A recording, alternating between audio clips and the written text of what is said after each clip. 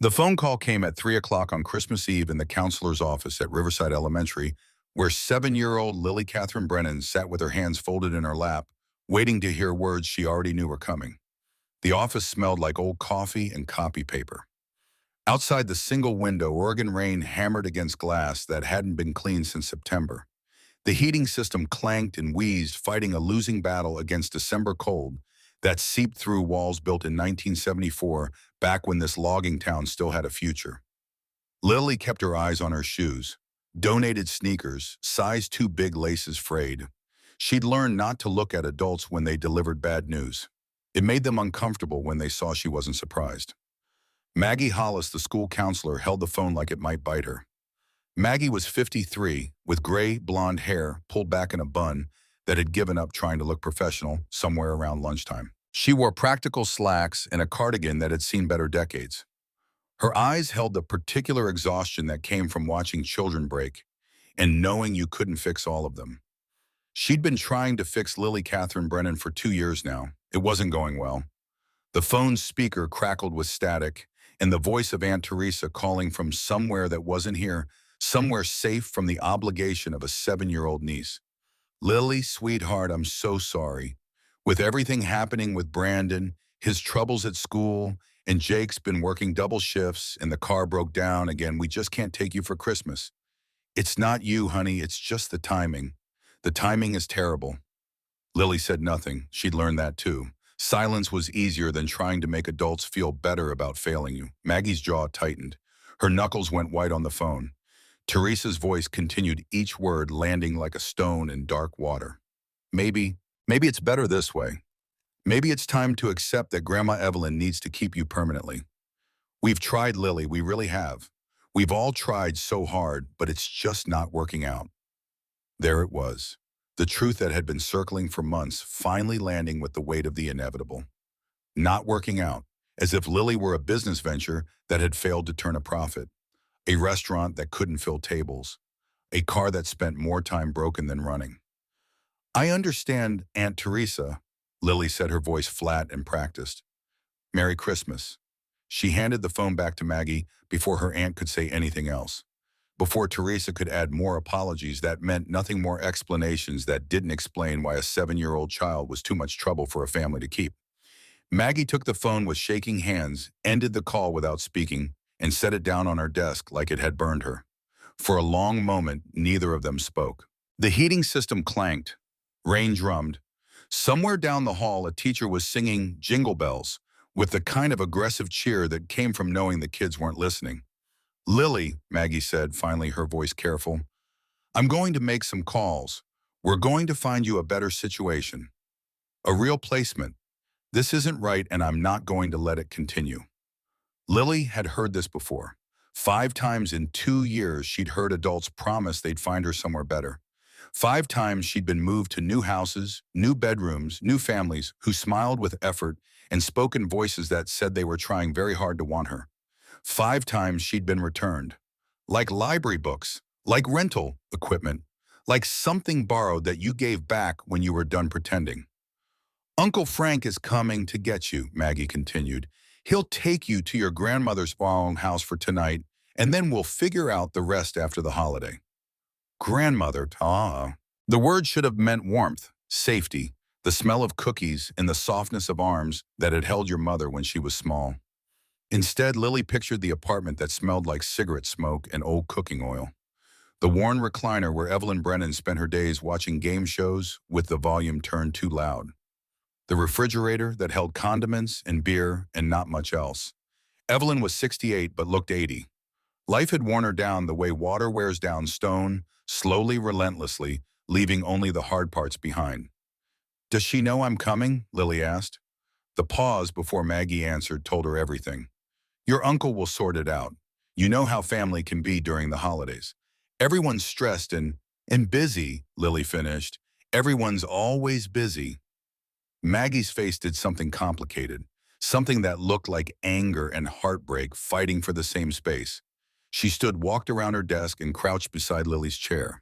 This close, Lily could see the lines around her eyes, the gray roots growing out the exhaustion that came from caring too much in a system that didn't care enough. Lily, look at me. Lily looked. Gray eyes met Hazel, one pair that had seen too much, one pair that had learned to see nothing. I'm going to make some calls tonight. Real calls. I'm going to call in every favor I have. And I'm going to find you a family. A real one. Do you understand? Lily nodded because adults needed you to agree with their promises, even when you both knew promises were just sounds people made to feel better about things they couldn't control. Outside, a truck pulled into the parking lot. Blue and rusted muffler, held on with wire and hope exhaust visible in the cold December air. Uncle Frank had arrived. The drive to Evelyn's apartment took 12 minutes that felt like 12 hours. Franklin Brennan was 45 years old with a beer belly that spoke of decades spent on bar stools and bloodshot eyes that suggested he'd been there recently. He was Evelyn's son from her first marriage, before she'd married Lily's grandfather, before she'd had Angela, before everything had fallen apart. He didn't help Lily with her backpack when she climbed into the truck. Didn't get out, didn't open the door, just reached across from the driver's seat and unlocked it from the inside. The door handle was cold enough to burn. Inside, the truck smelled like cigarettes and motor oil and the particular staleness of a vehicle where someone spent too much time. Fast food wrappers littered the floor. The passenger seat had a rip in the vinyl that leaked yellow foam. Lily climbed in, pulled the door shut, fastened her seatbelt without being told. Her backpack went on her lap. It held everything she owned that mattered, one change of clothes that actually fit a toothbrush, and a tattered paperback of Charlotte's Web that had belonged to her mother. Inside the front cover in faded pencil, someone had written, "To Angela, love always, Mom." Not Evelyn's handwriting. This was from Angela's mother, the grandmother who died before Lily was born. The grandmother who was supposed to have been different. Frank put the truck in gear without looking at her. The radio played Metallica at low volume. He drummed his fingers on the steering wheel in time with the bass. "Your grandma don't know you're coming, kid," he said, eyes on the road. His voice had the rough quality of someone who smoked too much and said too little. "Gonna be a real Christmas surprise." The bitterness in his voice made the word surprise sound like a curse. They drove through Riverside in silence. Past the lumber mill that had closed 5 years ago, its windows broken, now parking lot full of weeds pushing through cracked asphalt. Past the main street where half the storefront stood empty, their windows covered with faded for lease signs that no one bothered to answer. The Christmas decorations strung across Main Street flickered in the rain. Half the bulbs were burned out. The hardware store had a crooked wreath on its door. The diner's neon sign buzzed and sparked advertising. Open 24 hours to a town that went to sleep at 9. This was what happened to places when the work dried up, when the thing that kept them alive stopped breathing. The young people left for cities. The old people stayed because they were too tired or too poor or too stubborn to start over somewhere new. What remained was this A-town slowly forgetting what it used to be. Frank turned off Main Street onto Roosevelt, past the Methodist church with its crooked nativity scene.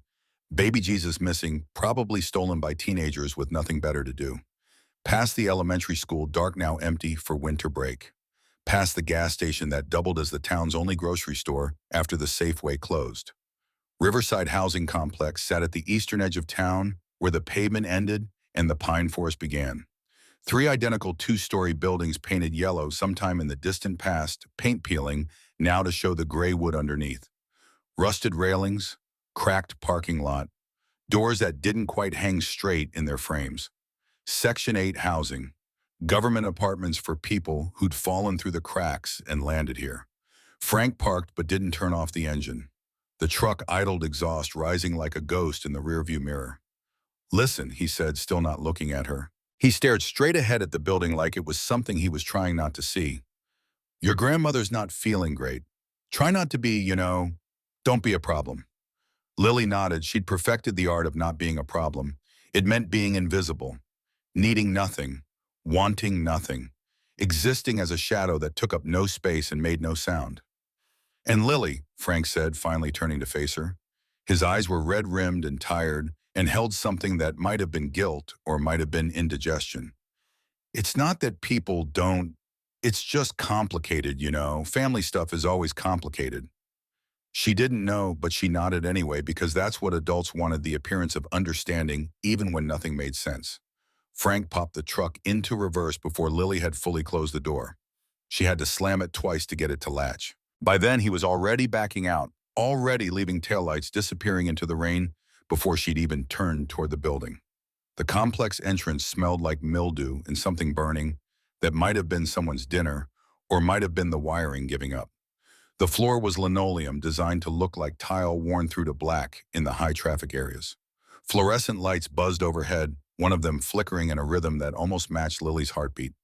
Apartment 2C was on the second floor at the end of the hallway. Lily climbed the stairs slowly, her backpack heavy with the weight of everything she owned, everything she was. She knocked. Softly at first because maybe if she knocked quietly enough, this wouldn't be real. Maybe if she was gentle enough with the world would be gentle back. Inside, she could hear the television, loud enough that Evelyn probably hadn't heard the knock. Game show applause and canned laughter bleeding through the thin door. Lily knocked again, harder this time, hard enough to hurt her knuckles. The television volume dropped. Footsteps approached, slow shuffling, the sound of someone whose joints hurt and whose body had stopped being a friend a long time ago. The door opened. Evelyn Brennan stood in the doorway wearing a bathrobe at 5 in the afternoon. Gray hair unwashed, hanging limp around a face that had forgotten how to smile. A cigarette dangled from her lips, ash about to fall. Her eyes were the same gray as Lily's, the same gray as Angela's had been. 3 generations of women with eyes the color of winter sky. Those eyes went from confusion to recognition to something that looked almost like anger in the space of a heartbeat. "What are you doing here?" Not hello, not come in from the cold, just the question that Lily had been asking herself for 2 years now, every time she showed up somewhere she wasn't wanted. "What are you doing here? Uncle Frank brought me for Christmas Eve," Lily said, her voice small. Aunt Teresa said, "Teresa." Evelyn spat the name like a curse. "That girl couldn't organize a 2-car parade. Christ, get in here before you let all the heat out." The apartment was small, a living room that flowed into a kitchenette with a bar counter that separated them. One bedroom visible through a half-open door. One bathroom. Maybe 600 square feet total of space where 2 people were now supposed to exist together. The television dominated the living room, a massive old CRT on a particle board stand. It was tuned to Wheel of Fortune, the volume still too loud even after Evelyn had turned it down. The coffee table in front of the couch was littered with scratch-off lottery tickets, an overflowing ashtray, a TV guide from 3 weeks ago. "I didn't know you were coming," Evelyn said, settling back into her recliner with a grunt. The chair was worn down to the shape of her body, the fabric shiny with age. "Nobody tells me anything. Where are you supposed to sleep?" "The couch is fine," Lily said quickly. "I don't need much." "Don't need much." Evelyn lit a fresh cigarette from the dying ember of the last one. "Story of your life, isn't it?" "Well, there might be some leftovers in the fridge. I ate already." Lily found half a sandwich wrapped in plastic and a bruised apple. She ate standing at the kitchenette counter, trying to take up as little space as possible. The sandwich was dry. The apple was mealy. She ate them anyway because she'd learned that you ate when food was offered, not because you were hungry, but because you didn't know when it would be offered again. Through the small window above the sink, she could see the parking lot below, and beyond it, the dark wall of pine forest that gave Riverside its name. The rain had turned to sleet, fat drops that seemed to glow in the sodium light of the street lamps. It was Christmas Eve. Somewhere in Riverside, somewhere in Oregon, somewhere in the world, families were gathering around decorated trees. Children were sneaking peeks at presents. Parents were laughing over spiked eggnog and stories about the year. But here in apartment 2C, there was only the drone of the television, the acrid smell of cigarette smoke, and the cold certainty that Lily was once again exactly where no one wanted her to be.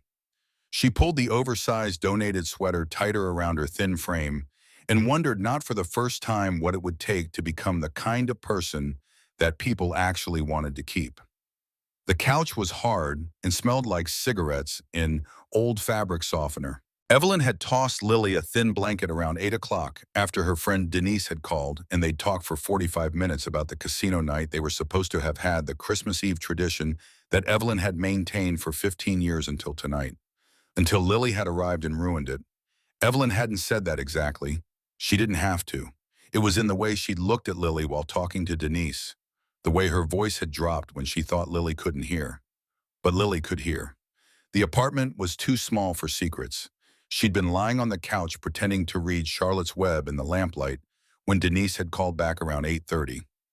Evelyn had taken the phone into her bedroom, but the door hadn't closed all the way. Sound carried in these thin-walled apartments.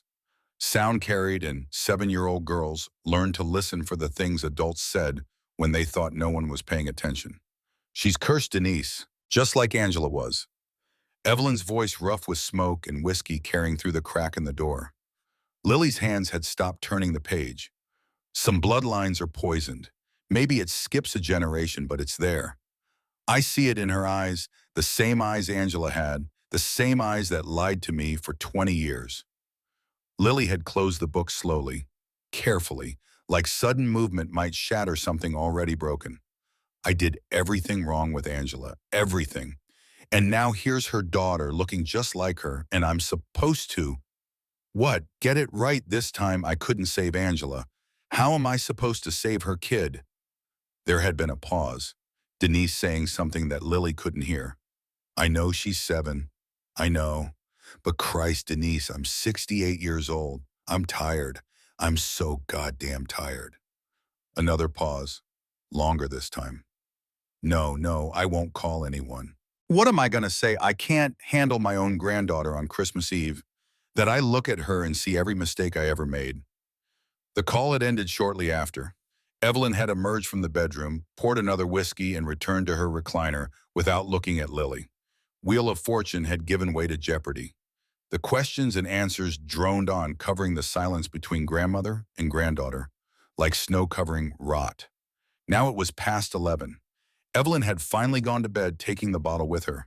The apartment was dark except for the glow of the television, which Evelyn had left on. Alex Trebek asked questions to the empty room. The contestants answered with practiced enthusiasm. Lily lay very still under the thin blanket and stared at the ceiling where water stains made shapes that looked like monsters if you looked long enough. Cursed. Poisoned. Those were the words Evelyn had used. Maybe she was right. Lily thought about the 5 placements she'd cycled through in 2 years. 5 families who tried to want her and failed. 5 sets of adults who'd smiled at first and then slowly stopped smiling. 5 houses where she'd unpacked her backpack and tried to take up as little space as possible and still somehow been too much. Maybe there really was something wrong invited to you, something broken that other people could see even if she couldn't, something that made her unlovable in a way that couldn't be fixed. She opened Charlotte's Web to the inscription page. To Angela, love always, Mom.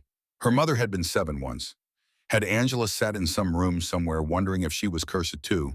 Had she felt the same emptiness, the same certainty that she was the common denominator in every failed relationship? Lily had been 5 when her mother died, old enough to remember fragments. The smell of her shampoo, the way she used to braid Lily's hair in the morning when things were still okay, before the pills became more important than the braiding. The sound of her laugh, which Lily could barely recall, now like a song you'd heard once and couldn't quite remember the melody. And she remembered finding her in the bathroom of their apartment in Portland, before they'd moved to Riverside, before everything fell completely apart. She remembered her mother's gray eyes open but not seeing, the stillness that wasn't sleep, the way Lily had shaken her shoulder again and again saying, Mama, wake up, Mama, please, until a neighbor had heard and called 911. They'd told Lily at the hospital that her mother had been sick, that addiction was a disease, that it wasn't Lily's fault. But if it wasn't Lily's fault, then why had it happened? Why had her mother chosen pills over her daughter? Why had she left Lily alone in a world that clearly didn't know what to do with her? Maybe Evelyn was right. Maybe some bloodlines were poisoned. Lily closed the book and held it against her chest. Outside, the sleet had turned to snow. Fat flakes drifted past the window, illuminated by the street lamp below. Christmas morning would be white, pretty, the kind of morning that belonged to families who hung stockings and believed in magic. But Lily didn't believe in magic anymore. She believed in being small, in being quiet, in not being a problem. And she believed in one more thing, the decision that had been forming in her mind since she'd heard Evelyn's words through the bedroom door. If she was the problem, she would remove herself. Tomorrow morning, Christmas morning, while Evelyn slept off the whiskey, Lily would pack her backpack and leave. She would walk to Highway 26, the main road that led out of Riverside. She would hitchhike if she had to. She would make her way to Portland, to the youth shelter she'd heard social workers mention once. She would disappear. It would be better for everyone. Aunt Teresa wouldn't have to feel guilty. Uncle Frank wouldn't have to make uncomfortable drives. Evelyn wouldn't have to look at her granddaughter and see the daughter she'd failed to save. And Lily would be alone, which was really just an honest version of what she already was. She thought about Maggie Hollis making phone calls on Christmas Eve, pulling favors, trying to find her somewhere better. It would be easier for Maggie, too, not having to fix something that couldn't be fixed. Lily reached under the couch and pulled out her backpack. Quietly, carefully, she began to pack. The change of clothes that fit, the toothbrush, Charlotte's Web, the $8 she had saved from the lunch money that she'd been too anxious to spend. She would need more money, just enough to get to Portland, maybe buy some food.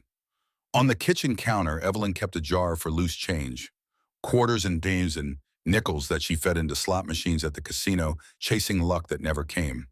Lily's hands shook as she counted out $12 in quarters. Enough for a bus ticket, maybe, or food for a day or two. It was stealing. She knew that, but she also knew she would die before she asked Evelyn for anything else. She returned to the couch with the money heavy in her pocket, heavy with the weight of what it meant. She was really doing this. She was really leaving. The television cast flickering shadows across the walls. The heating system clanked and wheezed. Somewhere in the building, someone was arguing, voices rising and falling like waves. Lily pulled the thin blanket up to her chin and stared at the water stains on the ceiling until they blurred into shapes that meant nothing. Tomorrow. Tomorrow she would go. But tonight, on Christmas Eve, in an apartment that smelled like smoke and defeat, 7-year-old Lily Catherine Brennan allowed herself one small act of rebellion. She pulled out the pen she kept in her backpack and opened Charlotte's Web to a blank page at the back. In careful letters, trying to keep her hand steady, she wrote, "Maybe Grandma Evelyn is right. Maybe I'm the poison. But if I am, I can fix it by leaving. Tomorrow I'll go. I'll make myself disappear. That's what everyone wants anyway. They just don't know how to say it. Love, Lily." She closed the book and tucked it back in her backpack. Tomorrow someone would find the note. Tomorrow they would understand that she'd done them all a favor. Tomorrow she would become what she already was. A ghost. A memory. A girl nobody wanted. But tomorrow was hours away. Tonight on Christmas Eve, Lily closed her eyes and tried to remember what her mother's laugh sounded like. Tried to remember a time before the emptiness. Tried to remember believing that the world was good and that she belonged in it. She couldn't. So instead, she made a list in her head of the things she would need for tomorrow. Backpack, jacket, money, and courage. Whatever small amount of courage it took for a 7-year-old girl to walk away from the last place that would take her, even if that place didn't want her. Outside, the snow fell. Inside, the television droned. And somewhere between the two, between the world outside and the world inside this apartment, Lily Catherine Brennan drifted into an uneasy sleep, dreaming of highways that led nowhere and mothers who couldn't wake up. Christmas morning arrived without fanfare. No stockings hung, no tree stood in the corner with lights that made everything feel magical. No smell of cookies or cinnamon rolls or the kind of breakfast that said, this day was different, this day was special. Just the silence of a hangover sleeping itself off behind a closed bedroom door and the cold gray light of December filtering through windows that needed cleaning. Lily woke at 6. Her internal alarm clock, honed by 2 years of instability, never let her sleep past dawn. Sleep made you vulnerable. Sleep meant you might miss something important, a conversation about your future, a decision being made without you the moment when people decided they were done trying. She lay still for a moment, orienting herself. The couch, the apartment, Evelyn snoring, rattling through the bedroom door like a chainsaw hitting a knot in wood. Christmas Day, the day she'd decided to disappear. The decision felt different in morning light, less like courage, more like surrender. But surrender was a kind of courage too, wasn't it? The courage to stop fighting a battle you couldn't win. She sat up slowly. The apartment was cold. Evelyn kept the thermostat low to save on the electric bill, which meant mornings were the worst when the December air seeped through the walls and made your breath visible even inside. Lily folded the thin blanket carefully, precisely, leaving no evidence that she'd been there. This too was something she'd learned: always leave spaces neater than you found them. Make your absence easy. Her backpack sat beside the couch, already packed. Everything she owned in the world fit in that one bag. That should have made her sad, she thought, but it just made things simpler. She pulled on her jacket, the donated one that was too big that smelled like someone else's fabric softener, and slung the backpack over her shoulders. The weight of it was familiar, comforting almost. At least she knew what she was carrying. In the kitchenette, she poured herself a glass of water from the tap. The pipes groaned and clanked, and she heard Evelyn curse from the bedroom, the sound muffled by walls and sleep, and the whiskey still working its way through her grandmother's system. Lily drank the water standing at the sink, looking out at the parking lot below. Snow had fallen overnight enough to cover the broken asphalt enough to make the complex look almost clean, almost pretty in the weak morning light. She set the glass in the sink, dried it with a dish towel, put it back in the cabinet. No trace of Mamut. Then she walked to the small table where Evelyn kept her cigarettes and lottery tickets and bills she hadn't opened yet, and she placed the note there, the one she'd written in Charlotte's Web last night. She'd rewritten it this morning on a piece of paper torn from a school notebook, trying to make her handwriting neat so there would be no confusion about what she meant. Dear Grandma Evelyn, I'm sorry I'm the poison in our family. I'll fix it by leaving. Please don't look for me. I'll be okay. Love, Lily Catherine Brennan. She stared at the note for a long moment, second-guessing. Then she thought about the words she'd heard through the bedroom door. Cursed, poison, tired, and she left the note where it was. 6:15 in the morning. Evelyn wouldn't wake for hours, not after the whiskey, not on Christmas morning, when there was nothing to wake up for. Lily would have a head start, plenty of time to get to the highway to disappear into the landscape of America's forgotten children. There were thousands of them, she knew. Kids in the cracks, kids between placements, kids nobody wanted enough to keep. She would just be one more. She walked to the door, her hand on the knob, ready to twist it open and step into the hallway and begin the walk that would take her away from here forever. And that's when she heard it. At first she thought it was thunder, a deep rumble in the distance rolling down from the mountains that surrounded the valley where Riverside sat dying its slow death. But it was December. December didn't thunder. The sound grew louder. Not thunder at all, she realized. Something else, something mechanical, something that made the walls vibrate and the pictures on Evelyn's walls tilt slightly on their hooks. Engines, not one engine, not a truck passing by or a neighbor leaving early for work. Many engines, dozens of them. The sound growing and growing until it felt like the whole world was shaking with it. Lily's hand dropped from the doorknob. She walked to the window, her backpack still on her shoulders, her heart beginning to pound in a rhythm that matched the sound outside. She stood on tiptoes to see over the sill and stopped breathing. The parking lot below was filling with motorcycles. Not just a few, not a small group, hundreds of them. They came in a stream one after another, chrome gleaming even under the overcast sky engines, roaring like nothing Lily had ever heard.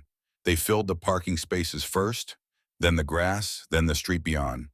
Big bikes, heavy bikes, Harleys mostly ridden by men and women in leather jackets, who moved with the confidence of people who knew exactly what they were doing.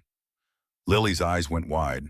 As the bikes parked and the riders dismounted, she could see the patches on their backs, skulls with wings, death heads, and words in curved script, Hell's Angels Motorcycle Club. Chapters from Oregon, California, Washington, Nevada. Lily started counting. 50, 100, 200, she lost track. They kept coming, kept filling every available space until the parking lot looked like a sea of metal and leather and purpose. From the lead bikes, she could see them starting to unload things from saddlebags and from trucks that had pulled in behind them. Boxes, bags, wrapped packages, even a small Christmas tree. Behind her, Evelyn's bedroom door opened. What the hell is that noise?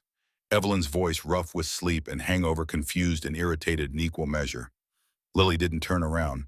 She couldn't take her eyes off the window, off the impossible scene unfolding below. Motorcycles, she said, her voice barely a whisper. Lots of them. Jesus Christ. Evelyn shuffled to the window bathrobe, hanging open, cigarette already between her lips, though she hadn't lit it yet. She looked down at the parking lot and went very still. What the hell? More bikes kept arriving. 300 now, Lily thought. Maybe more. Maybe those are Hell's Angels, Evelyn said, and for the first time since Lily had arrived, there was emotion in her voice besides bitterness. Fear, maybe, or shock. That's a goddamn biker gang in our parking lot. Lily watched as one figure emerged from the crowd, a man who had to duck when he stood up from his bike because he was so tall. Maybe 6.5 feet broad-shouldered with a gray beard that reached his chest and arms covered in tattoos visible even at this distance. He wore a leather vest with patches that marked him as important somehow. President, maybe. Leader. He turned, said something to the riders near him, and they started organizing. Military precision, Lily thought. These people knew what they were doing. We're about to get robbed, Evelyn said, her voice flat. Or worse. Christ, Lily, get away from the window. But Lily couldn't move. Something about this felt not dangerous. Not to her, anyway. The big man with the gray beard looked up at the building. His eyes seemed to scan the windows, searching for something. Or someone. They're here for someone, Lily whispered. Yeah, and I don't want to know who, Evelyn said. She grabbed Lily's shoulder, started to pull her away from the window. Come on, we're locking the door and calling a knock. 3 firm knocks on the apartment door. Evelyn and Lily both turned to stare at it. Don't answer that, Evelyn hissed. But Lily's hand was already moving, not toward the door, toward her backpack strap, sliding it off her shoulder, toward the note on the table, picking it up and crumpling it in her fist. Because something was happening. Something impossible. And somewhere deep in her chest, in the empty place where hope used to live, before she'd learned better, Lily felt something flicker. Not hope exactly, not yet, but maybe curiosity, wonder. The first faint pulse of something that said, wait. Another knock. Louder this time, insistent but not aggressive. Don't you dare open that door, Evelyn said. Lily walked to it anyway. Her hand found the knob. The same knob she'd been about to turn to leave forever just minutes ago. The same door she'd been about to close behind her, on this place, on Evelyn, on Christmas, on everything. She turned it. The door swung open. In the hallway stood a woman in her early 40s wearing a leather jacket with the Hells Angels patch, faded jeans, and boots that had walked 1,000 miles. Her dark hair was pulled back in a long braid. Her face was lined from years of wind and weather, but her eyes held warmth that was immediate and startling. Behind her stood 2 men, both built like they moved heavy things for a living. Their expressions were neutral, watchful, but not hostile. The woman looked down at Lily and smiled. There you are, she said, her voice carrying the particular quality of someone used to being heard over engine noise and wind. We've been looking for you. Lily's voice caught in her throat. Me? You're Lily Catherine Brennan, right? The use of her full name, her whole name, not just Lily or kid or hey, you made something catch in her chest. Yes, she managed. I'm Cassidy Wolf. I'm with the Hells Angels Oregon chapter. She gestured to the parking lot behind her, to the hundreds of motorcycles, to the impossible scene. We got a call from a friend of ours, lady named Maggie Hollis. She said there was a little girl here who might need some Christmas spirit. That you, Lily's mind reeled. Maggie had called them the Hells Angels. It seemed impossible, like something from a story that couldn't be real. I don't understand, Lily said. Cassidy's smile widened. That's okay, honey. You don't have to understand. You just have to let us make Christmas happen. What do you say? Behind Lily, Evelyn appeared, wrapping her bathrobe tight, her cigarette now lit and trailing smoke. Now wait just a minute. Who the hell are you people, and how did you get my granddaughter's name? Cassidy stood up, facing Evelyn with a calm that suggested she'd handled difficult people before and wasn't particularly concerned about handling one more. Ma'am, I'm Cassidy Wolf, Vice President of the Hells Angels Oregon chapter.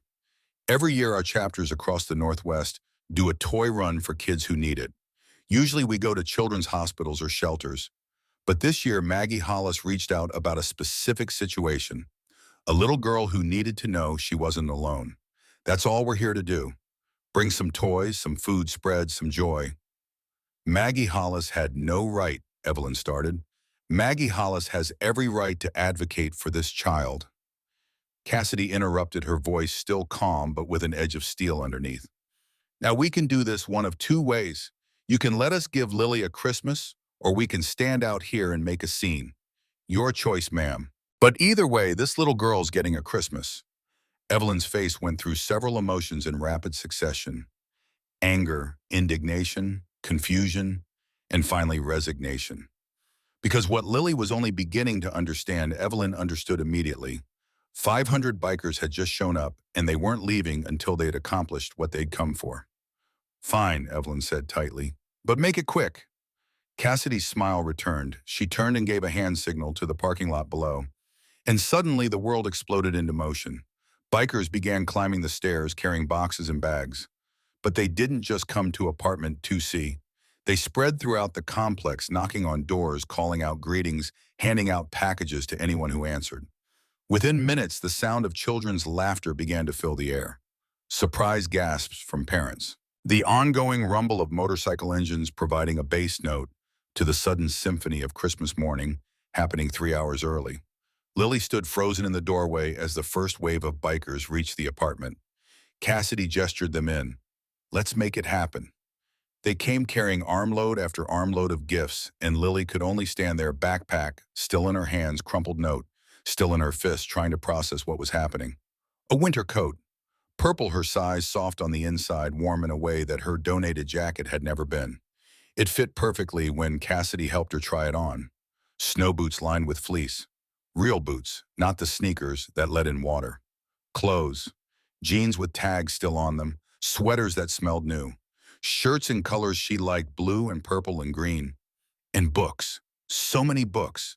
Someone Cassidy maybe, or Maggie through Cassidy, had known that Lily loved to read. There was a stack of 12 paperbacks, all different, all new, or nearly new.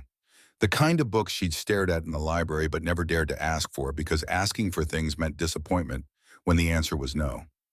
Maggie said you're a reader, Cassidy said, kneeling beside her. Said you'd read Charlotte's Web about 20 times. Figured you might be ready for something new. Lily's hands shook as she touched the spines. Anne of Green Gables, A Wrinkle in Time, The Secret Garden, Bridge to Terabithia, stories about girls who were lonely and found places where they belonged. Her throat tightened. She couldn't speak. But Cassidy seemed to understand. She put a hand on Lily's shoulder, gentle, not demanding, and said, "It's okay to feel this, kiddo. Whatever you're feeling right now, it's okay." The bikers kept coming. They brought groceries, real food, not just the processed stuff that sat in Evelyn's bare cupboards. Fresh fruit, apples and oranges and grapes, vegetables, bread that hadn't been frozen, real cheese, butter, eggs, a Christmas ham still in its packaging, large enough to feed a family for days. They stocked Evelyn's refrigerator until it looked like what Lily imagined normal families had, until it looked like food was something available, something certain, not something you worried about running out of. Evelyn stood in the corner of her own apartment, watching this transformation, her face unreadable. The cigarette in her hand burned down to the filter, forgotten. And then impossibly, they brought in a Christmas tree. 4 bikers carried it up the stairs, a real tree 4 feet tall already, in a stand pre-lit with white lights that worked when they plugged it in. They set it up in the corner where Evelyn's TV dominated the room, rearranging furniture to make space. Other bikers brought ornaments. Nothing fancy, nothing expensive, but enough to make the tree look full, look loved, look like Christmas. "We never had a tree," Lily whispered to no one in particular. "Mom always said they were too expensive." An older woman, 60s maybe, with silver hair and laugh lines around her eyes, heard her and crouched down. "Every child deserves a tree, sweetheart," she said. Her patch said her name was Diane, that she'd been riding with the angels for 30 years. Every child deserves to wake up on Christmas morning and see something beautiful. By 7:30, Evelyn's apartment had been transformed. The tree glowed in the corner. Presents were piled beneath it, not just for Lily, but for Evelyn too. Someone had thought to bring gifts for the grandmother who'd called her granddaughter poisoned. The kitchen counter was covered with groceries. The refrigerator was full. The apartment smelled like pine and new fabric and possibility. And Lily stood in the center of it all, still wearing her purple coat because she couldn't bear to take it off, still holding her crumpled note in one hand because she'd forgotten to let go, unable to process what was happening. Then Cassidy appeared again, this time with the big man Lily had seen from the window. Up close, he was even more imposing, 6'4", at least broad as a door frame, arms sleeved with tattoos that told stories she couldn't read. His gray beard reached his chest. His hands looked like they could break things without trying. But when he looked at Lily, his eyes were gentle. "Hey there, little miss," he said, his voice a deep rumble that should have been scary but wasn't. "Name's Vincent Carver. Folks call me Ironside. I'm president of the Oregon chapter. He had to crouch down to be at her eye level, and even crouched, he was almost as tall as she was standing. Maggie Hollis told us about you, told us you needed some people in your corner. He reached into his vest pocket and pulled out something small, a laminated card. Well, guess what? You got 500 people in your corner now. He held out the card. Lily took it with shaking hands. It was official looking with the Hells Angels logo at the top and text below, Little Angels Program, and printed in bold letters, Lily Catherine Brennan.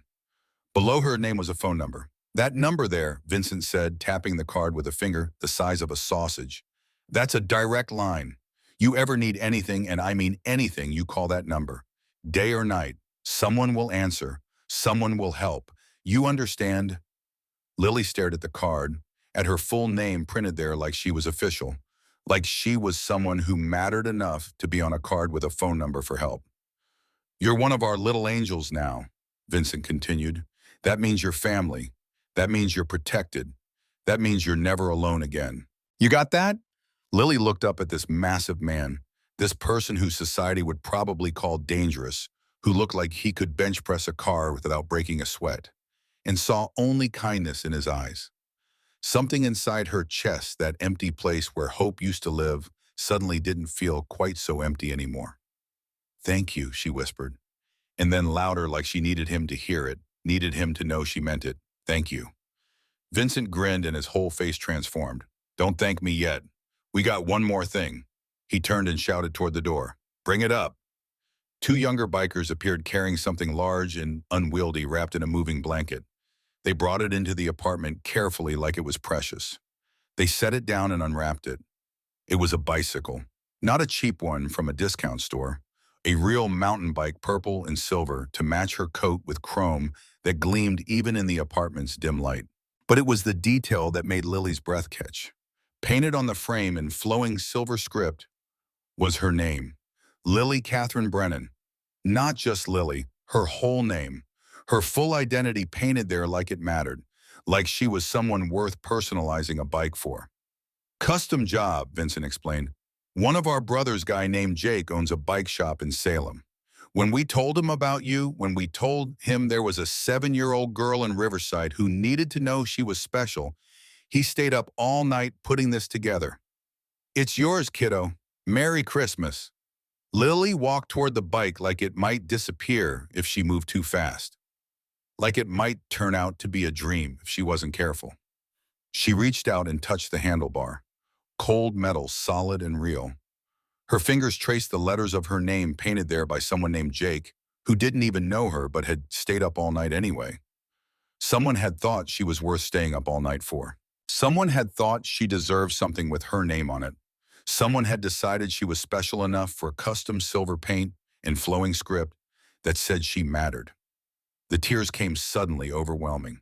2 years of being unwanted, of being shuffled between houses, of being the problem everyone was too polite to name, of being cursed and poisoned, and never quite enough, all of it came pouring out in great gasping sobs that shook her thin shoulders.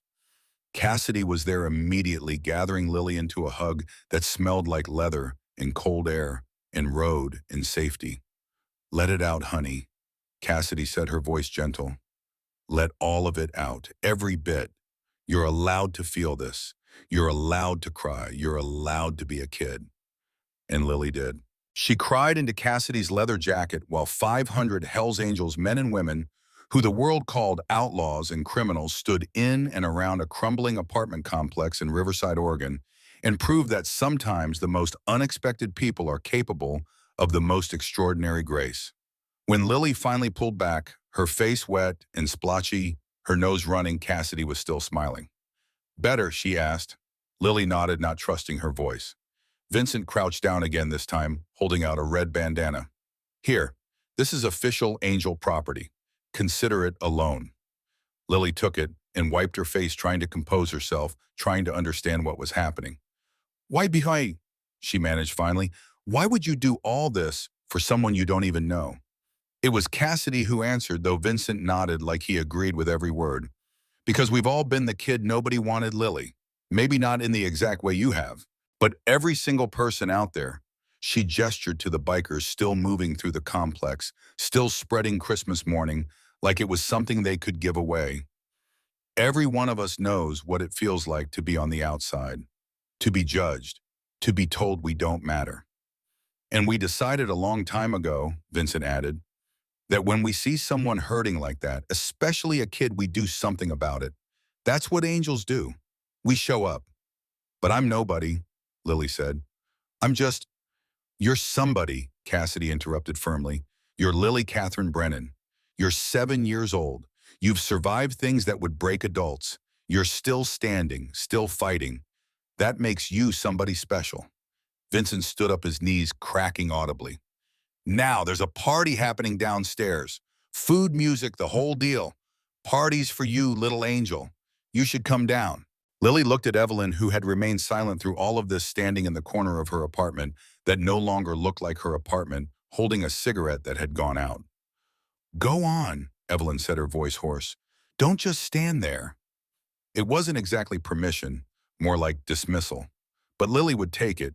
She pulled on her purple coat, her coat now that fit her and was warm and was hers, and followed Cassidy and Vincent toward the door. At the threshold, she looked back one more time. Evelyn stood amid the transformation, surrounded by groceries and Christmas tree and evidence of people caring. Her face was doing something complicated, something that might have been shame, might have been regret, might have been the first crack in armor that had been built over decades of failure and loss. Thank you, Lily said to her grandmother. Not for Evelyn, for letting this happen, for not saying no when saying no would have been so much easier. Evelyn nodded once, sharp and quick, then turned away, but not before Lily saw her wipe at her eyes with the back of her hand. Then Lily was in the hallway, following Cassidy down the stairs, Vincent behind them like a gentle mountain, and the sound of Christmas morning was everywhere. Children laughing, adults thanking the bikers, someone's radio playing Run Rudolph Run, loud enough to be heard over the rumble of engines. The parking lot had been completely transformed. What had been a tired stretch of broken asphalt was now a full celebration. The bikers had set up portable grills and camp stoves, and the smell of cooking food filled the winter air. Brisket, sausages, roasted vegetables. Real food cooked with care, offered freely. Long folding tables had appeared from somewhere, covered with plastic tablecloths and laden with dishes. Potato salad, coleslaw, cornbread, beans, pie. Someone had set up speakers connected to a phone, and classic rock Christmas songs played at a volume that was loud but somehow not too loud. Bruce Springsteen singing about Santa Claus. The Eagles' Please Come Home for Christmas. The bikers had formed a loose circle with their motorcycles, creating a boundary that somehow made the space feel protected rather than trapped. Inside that circle, children ran and played, clutching new toys. Parents stood in clusters, drinking coffee from paper cups, looking dazed and grateful in equal measure. Vincent's voice boomed across the parking lot. There she is, the guest of honor. Suddenly, 500 faces turned toward Lily. She froze. Every instinct screamed at her to run, to hide, to become invisible the way she'd learned to be invisible. Being seen meant being judged. Being noticed meant eventually being found lacking. But these faces, these weathered, tattooed, leather-clad faces, they weren't looking at her with judgment. They were looking at her with warmth. They were looking at her like she was exactly who they'd been waiting for. And they were smiling. Not the careful smiles of social workers. Not the forced smiles of relatives who were trying to want her. Real smiles, the kind that reached eyes and made them crinkle at the corners.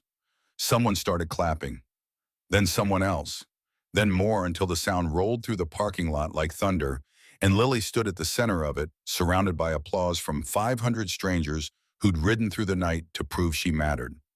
Her hand found the little angel card in her pocket, her name printed there. Official, real, family, Vincent had said. Protected, never alone. Lily Catherine Brennan, who had woken up this morning ready to disappear forever, who had written a note saying she was poisoned and needed to remove herself, stood in a parking lot in Riverside, Oregon, on Christmas morning and felt something she hadn't felt in 2 years. She felt like maybe, just maybe, she belonged somewhere after all. The older woman who approached Lily moved with the easy confidence of someone who'd spent decades knowing exactly who she was.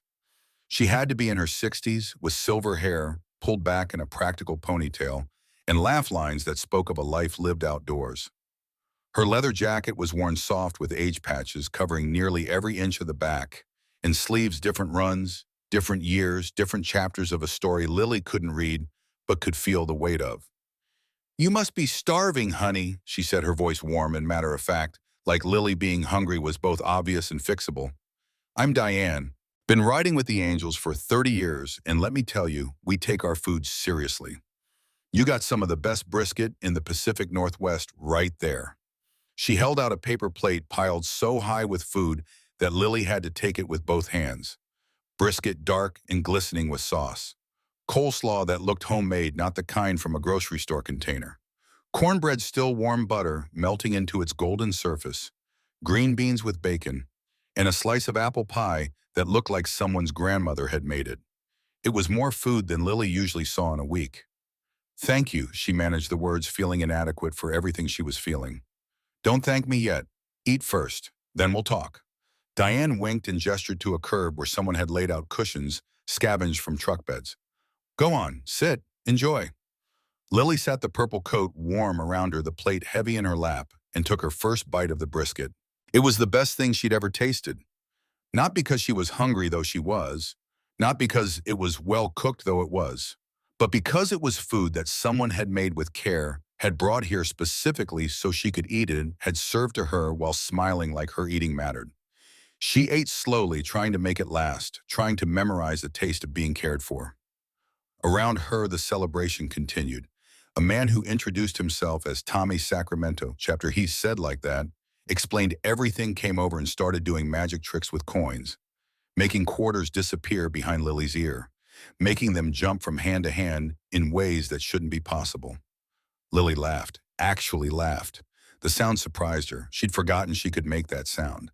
Tommy grinned. "There it is. That's what we came for." Another biker approached, huge, with a face covered in tattoos that should have been frightening but somehow wasn't. His patch said Razor. He sat down beside Lily on the curb, moving slowly like he knew his size might scare her if he wasn't careful. "I got a daughter about your age," he said. "Well, she's 23 now, but she was 7 once." He pulled out his phone and showed Lily a photo. A beautiful young woman in a graduation cap and gown, smiling at the camera with confidence that seemed to glow from within. "That's her graduating college last year. First person in our family to do that."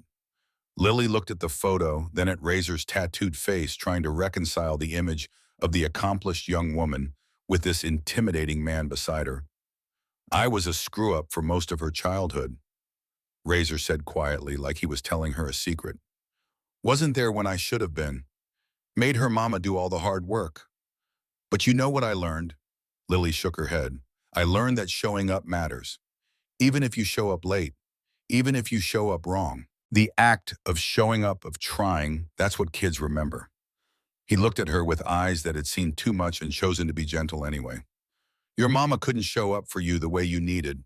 That wasn't your fault. Sometimes people are too sick, too broken. But that doesn't mean you're not worth showing up for." The words settled into Lily's chest, into that empty space, and nested there like something that might grow into understanding eventually. Before she could respond, another figure appeared. A woman in her 40s with bright red hair that fell almost to her waist, wearing nurse's scrubs under her leather jacket. Her patch said Red, which made sense, and had a medical cross beside her name. "Mind if I sit?" Red asked. Lily shook her head and Red settled onto the curb beside her, while Razor nodded and moved off to help with the grills. "Razor's a good man," Red said, watching him go. "Took him a long time to become one, but he got there. That's what I love about this club. We don't expect people to be perfect. We just expect them to keep trying." She turned to look at Lily with eyes that were kind but also knowing, like she could see things other people missed. "Can I show you something?" Red pulled out her phone and opened the photo gallery. The picture she showed Lily was of a young girl, maybe 10 years old, with the same bright red hair, caught mid-laugh at what looked like a birthday party. "That's my daughter Stella. She's 13 now. But when she was 7, right around your age, we were in a really bad spot." Red's voice took on a different quality, remembering but also teaching. "I was working 3 jobs, could barely keep the lights on. Stella wore hand-me-downs from the donation center, ate cereal for dinner more nights than not. Never had birthday parties with friends because I couldn't afford it and was too proud to admit it. She swiped to another photo. The same girl, a little younger, standing beside a birthday cake with candles lit, surrounded by bikers. Then the angels found out. They showed up at our apartment with food help with rent, threw Stella this party, made her feel like she mattered when the whole world and her own mama was making her feel like she didn't. Red looked at Lily directly now. That's when I knew I wanted to be part of this. That's when I decided that if I ever got my life together, I'd pay it forward. I'd be the person who shows up for kids who need someone to show up. Lily's throat tightened. She wanted to ask something, needed to ask something, but the words felt too big, too scary. Red seemed to sense it. You got a question, honey. I can see it sitting on your tongue. Ask it. Lily took a breath. Do you think, do you think some people are just born wrong? Like born with something missing inside that makes other people not want them? The question hung in the cold December air between them. Red's face transformed. Something fierce and protective crossed her features, and when she spoke, her voice carried the intensity of someone who'd been where Lily was standing and refused to let another child stay there. Listen to me very carefully, Lily Catherine Brennan. Red grabbed Lily's shoulders gently but firmly. There is nothing wrong with you. You hear me, nothing. But no buts. You're 7 years old. You should be worried about dolls and cartoons and whether your bike is cool enough. You should not be wondering why the adults in your life have failed you. Red's voice cracked slightly. Because that's what happened here. The adults failed. Not you, never ever you. But my grandma said, your grandma is wrong. Red's voice was steel now. She's hurt and broken and looking at you and seeing her own failures. But her failures are her tragedy, not yours. Footsteps approached, and Lily looked up to see Vincent Ironside lowering himself to sit on the curb with them. For a man so large, he moved with surprising care, like he was aware of how his size might overwhelm smaller spaces. He held 3 cups of hot chocolate, passing them out with hands that looked like they should break delicate things, but handled the cups with perfect gentleness. We having a serious conversation, he asked. Just explaining some truths, Red said. Vincent nodded slowly, blowing on his hot chocolate. The steam rose between them, making ghosts in the cold air. You know, Lily, Vincent said, his voice that deep rumble that somehow felt safe. I grew up in foster care. Lily looked at him with surprise. This massive man who commanded respect from hundreds of bikers, who wore the president's patch, who looked like he'd never been uncertain about anything. He'd been like her, yeah. Vincent continued, reading her expression. Hard to believe now, right? But back then I was a scrawny kid with anger issues and a smart mouth. Nobody wanted to deal with me. He took a sip of hot chocolate steam, fogging his beard. Bounced around from when I was 5 until I aged out at 18. 13 different homes in 13 years. 13, Lily whispered. 13, Vincent confirmed. And you know what I thought? For years I thought that meant I was unlovable. That there was something fundamentally broken inside me that everyone could see except me. What changed? The question came out small, hopeful in a way that scared her. I met the angels. His smile was genuine warm despite the winter morning. I was 19 working at a garage, still angry at the world. Some of the brothers would bring their bikes in for repairs, and eventually they started talking to me. Really talking, you know. Not like I was a problem to be solved, but like I was a person worth knowing. Vincent gestured around the parking lot at the community of leather and chrome and chosen family. They saw past all my walls and defense mechanisms and anger. They saw someone who just needed to be told he had value. That's what changed everything. He turned to face Lily fully. Here's what I learned, little angel. The people who are supposed to love us don't always know how. Sometimes they're too broken themselves. Sometimes they're too scared. Sometimes they just don't have it in them. And that's a tragedy, Red added softly, but it's their tragedy, not yours. Vincent nodded. Your mama couldn't beat her addiction. Your aunt can't handle one more responsibility. Your grandma looks at you and sees her own failures staring back. None of that. None of it is about you being unlovable. It's about them being unable. The words landed like stones in water, rippling outward through Lily's understanding of herself. But if it's not me, she said slowly, Then why does it keep happening? 5 families. 5 times people tried and gave up. Because the system is broken, Cassidy said, appearing with her own plate of food and settling on the curb beside Vincent. Because social services is understaffed and underfunded. Because trauma doesn't get healed by shuffling kids between houses. Because sometimes good people bite off more than they can chew, and instead of getting support, they give up. She looked at Lily with eyes that held their own history of pain. I was in foster care from 9 to 17, 8 different placements. And you want to know the truth? Most of those families meant well. They just didn't know what they were getting into. Didn't understand that a kid who's been through what we've been through needs more than a bed and 3 meals. Needs consistency and patience, and someone willing to stay even when it's hard. Did you find that? Lily asked. Someone who stayed. Cassidy shook her head. Not in the system. I aged out angry and convinced I was unlovable. Then I met the angels. They taught me that family isn't about blood or legal papers. It's about choice, about showing up, about proving through actions that someone matters. Vincent pulled something from his vest pocket, the little angel card he'd given Lily earlier. You see this number? Lily nodded. That's not just for emergencies. That's for Tuesday afternoon when you're feeling lonely. That's for Saturday morning when you need someone to talk to. That's for any damn time you need reminding that you're not alone. He tapped the card. We don't do this because we feel sorry for you. We do this because we recognize you. We see ourselves in you, and we refuse to let you go through what we went through thinking you're the problem. Diane returned carrying a Polaroid camera. Sorry to interrupt the heavy conversation, but I need to get some pictures before we lose the light. She started snapping photos. Lily with Vincent, Lily with Cassidy and Red, Lily standing beside her new bike touching her name painted on the frame. Lily with a group of bikers who'd gathered around all of them, making silly faces that made her laugh again. Each flash captured a moment. Each photo was proof that this was real, that it was happening, that 500 people really had shown up for her. These are yours, Diane said, handing Lily each photo as it developed.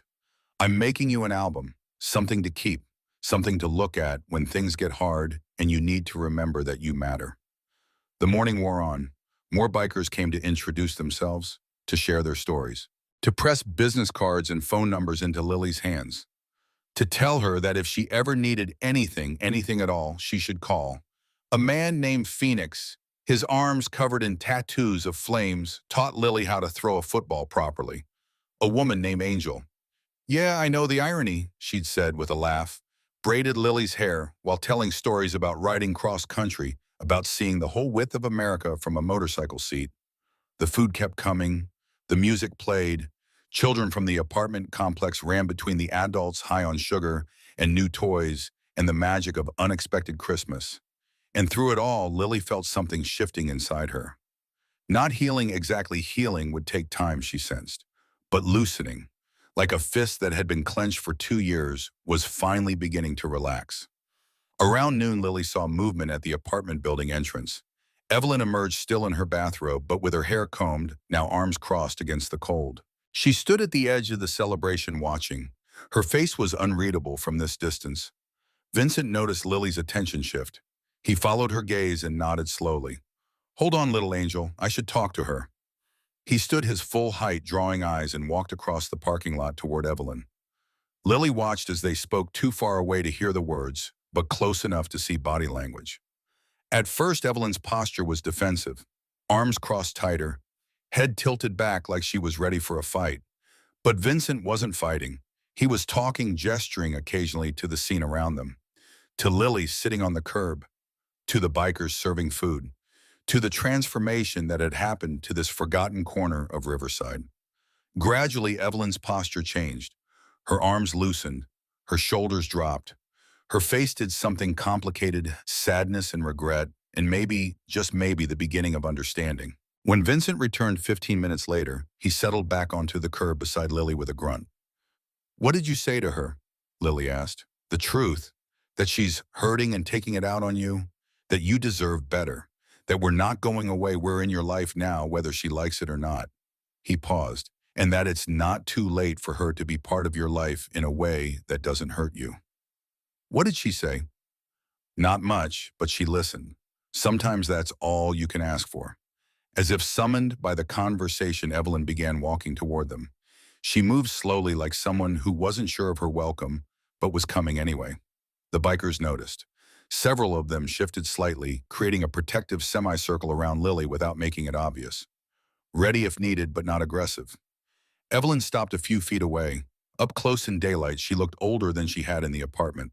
The harsh sun showed every line, every year, every hard choice written on her face. Lily, she said. Her voice was rough, like the words were difficult to form. Can I, can I talk to you for a minute? Lily looked at Vincent, who nodded slightly. Permission or reassurance, or both? Okay, Lily said. Evelyn gestured away from the crowd toward the edge of the parking lot where the forest began. Lily followed, acutely aware of the eyes watching them, of the protective presence of 500 people who'd made it clear they wouldn't let anyone hurt her. They stopped beside a scraggly pine tree that had somehow grown through a crack in the asphalt. Evelyn lit a cigarette with shaking hands, took a long drag, then spoke. I was wrong, she said. What I said last night about you being, about the poison, I was wrong. Lily waited. There had to be more. Adults didn't apologize that easily. Angela was my daughter. Evelyn continued, not looking at Lily but at the tree, at the forest beyond, at anything but the 7-year-old girl she'd hurt. I failed her in about every way a parent can fail a child. I was too hard then, too soft, too controlling, then too absent. I didn't know how to help her when the drugs started, so I pretended it wasn't happening until it was too late to pretend anymore. She took another drag. And when I look at you, I see every mistake I made. Every moment I should have done better. You've got her eyes, her face. You even stand like she used to stand, with your weight on one foot, like you're ready to run at any moment. I was ready to run, Lily said quietly. This morning, I was going to leave. Evelyn's hand stopped halfway to her mouth with the cigarette. What? I heard what you said to Denise, about me being cursed, about bloodlines being poisoned. I wrote a note saying I'd fix the problem by leaving. I was going to walk to the highway when I heard the motorcycles. For a long moment, Evelyn said nothing. Then she turned to finally look at Lily, and her eyes were wet. Jesus Christ, she whispered. What have I done? You told the truth, Lily said. Everyone else pretends. They say it's not me, it's just bad timing, it's circumstances. But you said what you really thought. At least that was honest. No, Evelyn's voice was sharp. No, Lily, that wasn't truth. That was me being a bitter old woman who can't face her own failures, so I tried to make them yours. She knelt down, cigarette forgotten in her hand, ash falling onto the asphalt. At this height, their eyes were level. You are not cursed. You are not poison. You're a 7-year-old kid who's been dealt a shit hand and is still standing. That doesn't make you broken. That makes you strong. Then why doesn't anyone want to keep me? The question that had been building for 2 years finally voiced. Evelyn's face crumpled. Because people are cowards, Lily. Because taking care of someone else's trauma is hard, and people give up when things get hard. Because the system is broken, and nobody wants to fix it. Because, she took a shaky breath, because sometimes people like me look at kids like you and see their own failures, and instead of trying to do better, they push you away. She reached out like she might touch Lily's face, then stopped, unsure of her welcome. I'm sorry, I'm so goddamn sorry for what I said, for what I made you think about yourself. Lily felt tears building but fought them back. She'd cried enough this morning. Are you going to send me away? No. Evelyn's voice was firm for the first time. No, Lily. You can stay as long as you need to. And I'm going to try. I'm not promising and I'll be good at it, but I'm going to try to be the grandmother you deserve instead of the bitter old woman I've been. It wasn't a declaration of love. It wasn't a promise of a perfect future, but it was something. A crack in the wall, a possibility. Okay, Lily said. They walked back to the celebration together. Not holding hands, not with their arms around each other. Just two broken people walking side by side, beginning the long work of learning how to be family. When they returned, Cassidy was waiting with her phone in her hand and an expression that Lily couldn't quite read. Lily, honey, there's someone who wants to talk to you. She held out the phone. Lily took it carefully like it might bite. Hello. Lily, Merry Christmas, sweetheart. Maggie Hollis's voice came through the speaker, warm and excited in a way Lily had never heard before. I hope the angels gave you a day to remember. They did. Lily managed her throat tight. Miss Hollis, thank you. Thank you so much for calling them. You don't need to thank me, honey. I just made a phone call. The angels did all the heavy lifting. There was a pause and Maggie's tone shifted, became more serious, but also more hopeful. Lily, I'm calling because I have news, real news. Lily's heart began to pound. I've been making calls all over the holidays, not just today, but starting 3 days ago when Teresa called to cancel, pulling in every favor I have. And I found something, a placement, a real one. The world seemed to narrow to just Maggie's voice and the pounding of Lily's heart. There's a family in Cascade Falls, the Westbrooks, Rachel and David Westbrook. They're certified foster parents. Have been for 3 years. They specialize in taking kids who are a little older kids who've had rough placements. Lily couldn't breathe. And Lily, they know your story. I told them everything about your mama, about the placements that didn't work, about finding your mama when you were everything. And they still, Lily couldn't finish the sentence. They still want to meet you. They asked specifically to meet you. The parking lot around Lily seemed to blur. 500 bikers' Christmas celebration, Evelyn standing nearby, all of it faded into background noise. When, her voice came out as barely a whisper. Day after tomorrow, December 27th. I'll pick you up at 9 in the morning and drive you out there myself. No pressure, no promises yet, just a meeting. A chance for you to see if it might be a good fit. Would you like that? Would she like that? Would she like to meet a family who knew her whole story and still wanted to meet her? Who hadn't been guilted into taking her, hadn't been called at the last minute, hadn't taken her out of obligation. But underneath the hope, fear coiled tight. What if they met her and changed their minds? What if there was something about her in person that the file couldn't capture, something that made people decide she was too much trouble? Lily, Maggie's voice gentle. I know you're scared. I know you've been disappointed before, but honey, I wouldn't be calling if I didn't think this could be different. Lily looked around the parking lot. At Vincent, who'd given her a card with a direct number. At Cassidy, who'd told her she recognized her. At Red, who'd said the adults had failed, not her. At 500 people who'd ridden through the night to prove she mattered. At Evelyn, standing awkwardly at the edge of the group, holding a plate of food someone had pressed into her hands, trying. Yes, Lily said, her voice stronger now. Yes, I want to meet them. Good girl. Maggie's smile was audible through the phone. I'll pick you up at 9 on the 27th. Dress comfortably.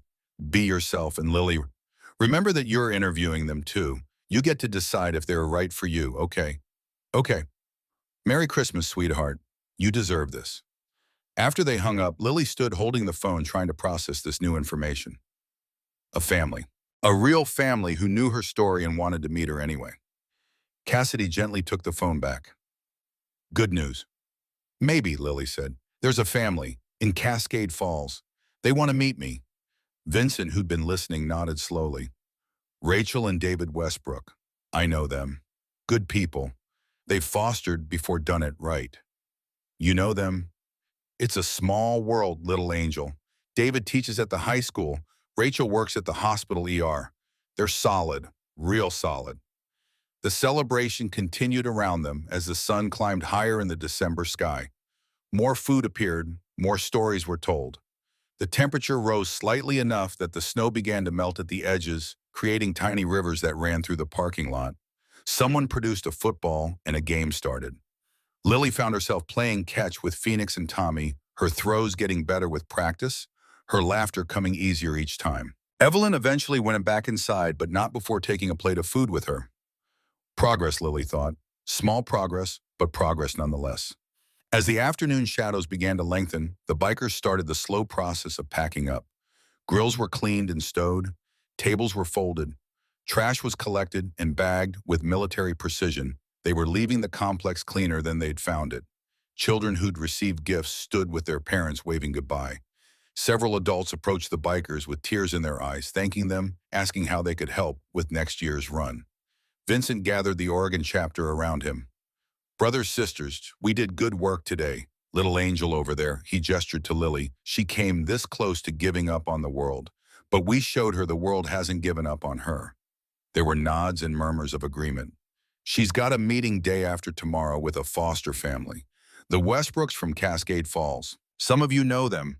Good people. Vincent's voice carried across the parking lot. But just in case things don't work out, just in case she needs us again, I want everyone to know Lily Catherine Brennan is under angel protection now. Anyone messes with her, they mess with all of us. Clear. Clear. The response came from hundreds of throats. Vincent turned to Lily. Come here, little angel. Lily walked over, suddenly shy again under the attention of so many people. Vincent knelt down to her level. You got your card. She pulled it from her coat pocket. Good. Now you remember what I said.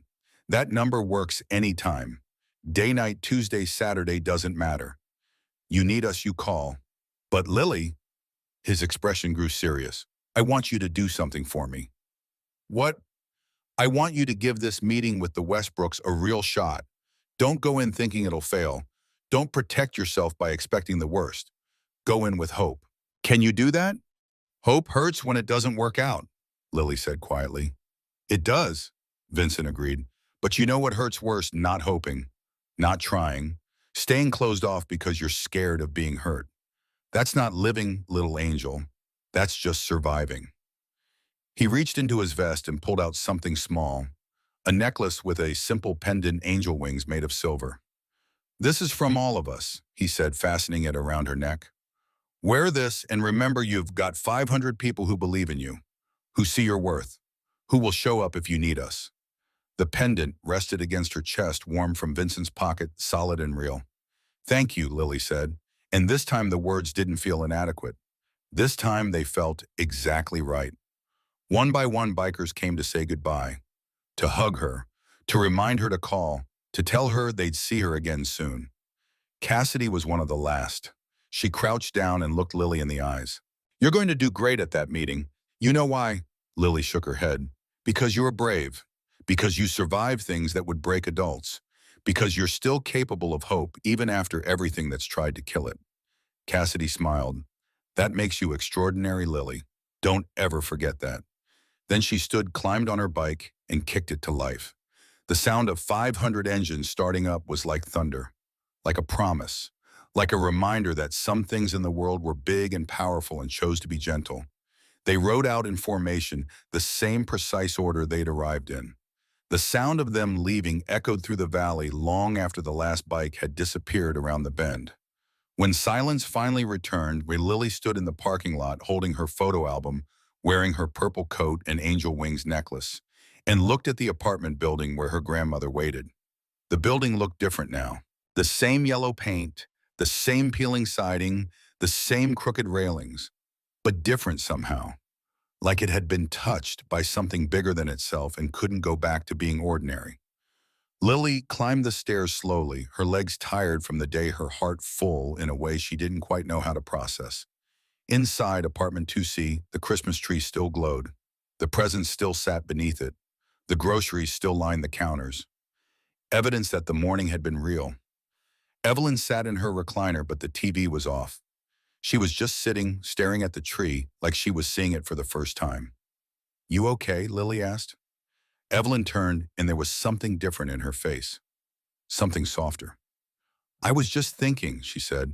When was the last time this apartment had a Christmas tree, had food in the fridge, had hope? She stood up slowly, joints protesting, and walked to the kitchen. You hungry? I could make us something. We have actual food now. I'm okay, Lily said. I ate a lot at the party. Right, of course. Evelyn seemed at a loss, like she wanted to do something but didn't know what. Grandma Evelyn. Yeah. Thank you for letting them come. You could have said no. Evelyn laughed, but it wasn't bitter this time. Just tired. Honey, there was no saying no to 500 bikers on a mission. But I'm glad I didn't try. She paused. You got a meeting day after tomorrow. Yes, with a family in Cascade Falls. The Westbrooks. Maggie told me when she called earlier this week to plan all this. Evelyn walked over and did something she hadn't done since Lily arrived. She put her hand on Lily's shoulder. Awkward, uncertain, but trying. I want you to go to that meeting. I want you to give it a real shot. And if they're good people, if they can give you what you need, you take it. You hear me? You don't worry about me. You don't worry about anything except whether they're right for you. But what about you? I'll be fine. Evelyn's smile was small but genuine. I've been alone for years. That's not new. What would be new is knowing you're somewhere good. Somewhere you're wanted, that would be something. That night, Lily lay on the couch under the thin blanket, but it didn't feel as cold as it had the night before. The Christmas tree lights made shadows dance on the ceiling, replacing the water stains with something that looked almost like magic. She pulled out the journal that Phoenix had given her, leather-bound with blank pages waiting for her story. On the first page, she wrote December 25th, 2024, Christmas Day, the day 500 people showed up for me. I don't really understand why they came. Vincent says it's because they recognize me, because they've been where I am. Cassidy says it's because I'm brave. Red says it's because I'm not the problem the adults are. I want to believe them. I really do. But I'm scared. I'm scared that the Westbrooks will meet me and see what everyone else eventually sees, that I'm too much trouble, that I'm not worth the effort. But Vincent told me to go in with hope, to give it a real shot. So I'm going to try. I'm going to wear this angel wings necklace and remember that 500 people believe in me, even if I don't believe in myself yet. Tomorrow is the 26th. The day after tomorrow is the 27th. The day everything might change. Again, I'm scared. But maybe that's okay. Maybe being scared means I still have hope. Because if I didn't care, I wouldn't be scared. Love, Lily Catherine Brennan. Age 7, the girl who 500 angels chose. She closed the journal and tucked it under her pillow next to Charlotte's Web. Her hand found the angel wings pendant, and she held it like a promise. Outside, Riverside slept under its blanket of melting snow. The apartment complex was quiet. The parking lot was empty of motorcycles. But something had changed. Some fundamental shift in the way the world worked, in the way Lily understood her place in it. She wasn't alone anymore. And tomorrow or the day after, she might find something even more permanent than 500 people who promised to answer when she called. She might find a family. The thought was terrifying and wonderful in equal measure. But for the first time in 2 years, Lily Catherine Brennan let herself hope that maybe, just maybe, she was finally going to find the place where she belonged. December 26th arrived with cold sunshine that made the remaining snow sparkle like something out of a postcard. Lily woke early as always, but this time not because of anxiety. This time because there was something to wake up for. The apartment smelled different. Coffee, which was normal. But also was that bacon. She sat up on the couch folding the blanket with automatic precision and saw Evelyn in the kitchenette actually cooking. Not heating up canned soup or making toast. Actually cooking eggs and bacon on the stove. "You're up," Evelyn said, not turning from the pan. "Good, food's almost ready." They ate together at the small table, not talking much, but the silence wasn't hostile anymore. Just careful. Two people learning how to be in the same space without hurting each other. "You nervous about tomorrow?" Evelyn asked eventually. "Yes." "That's smart, means you care." Evelyn poured more coffee, her hands steadier than they'd been in days.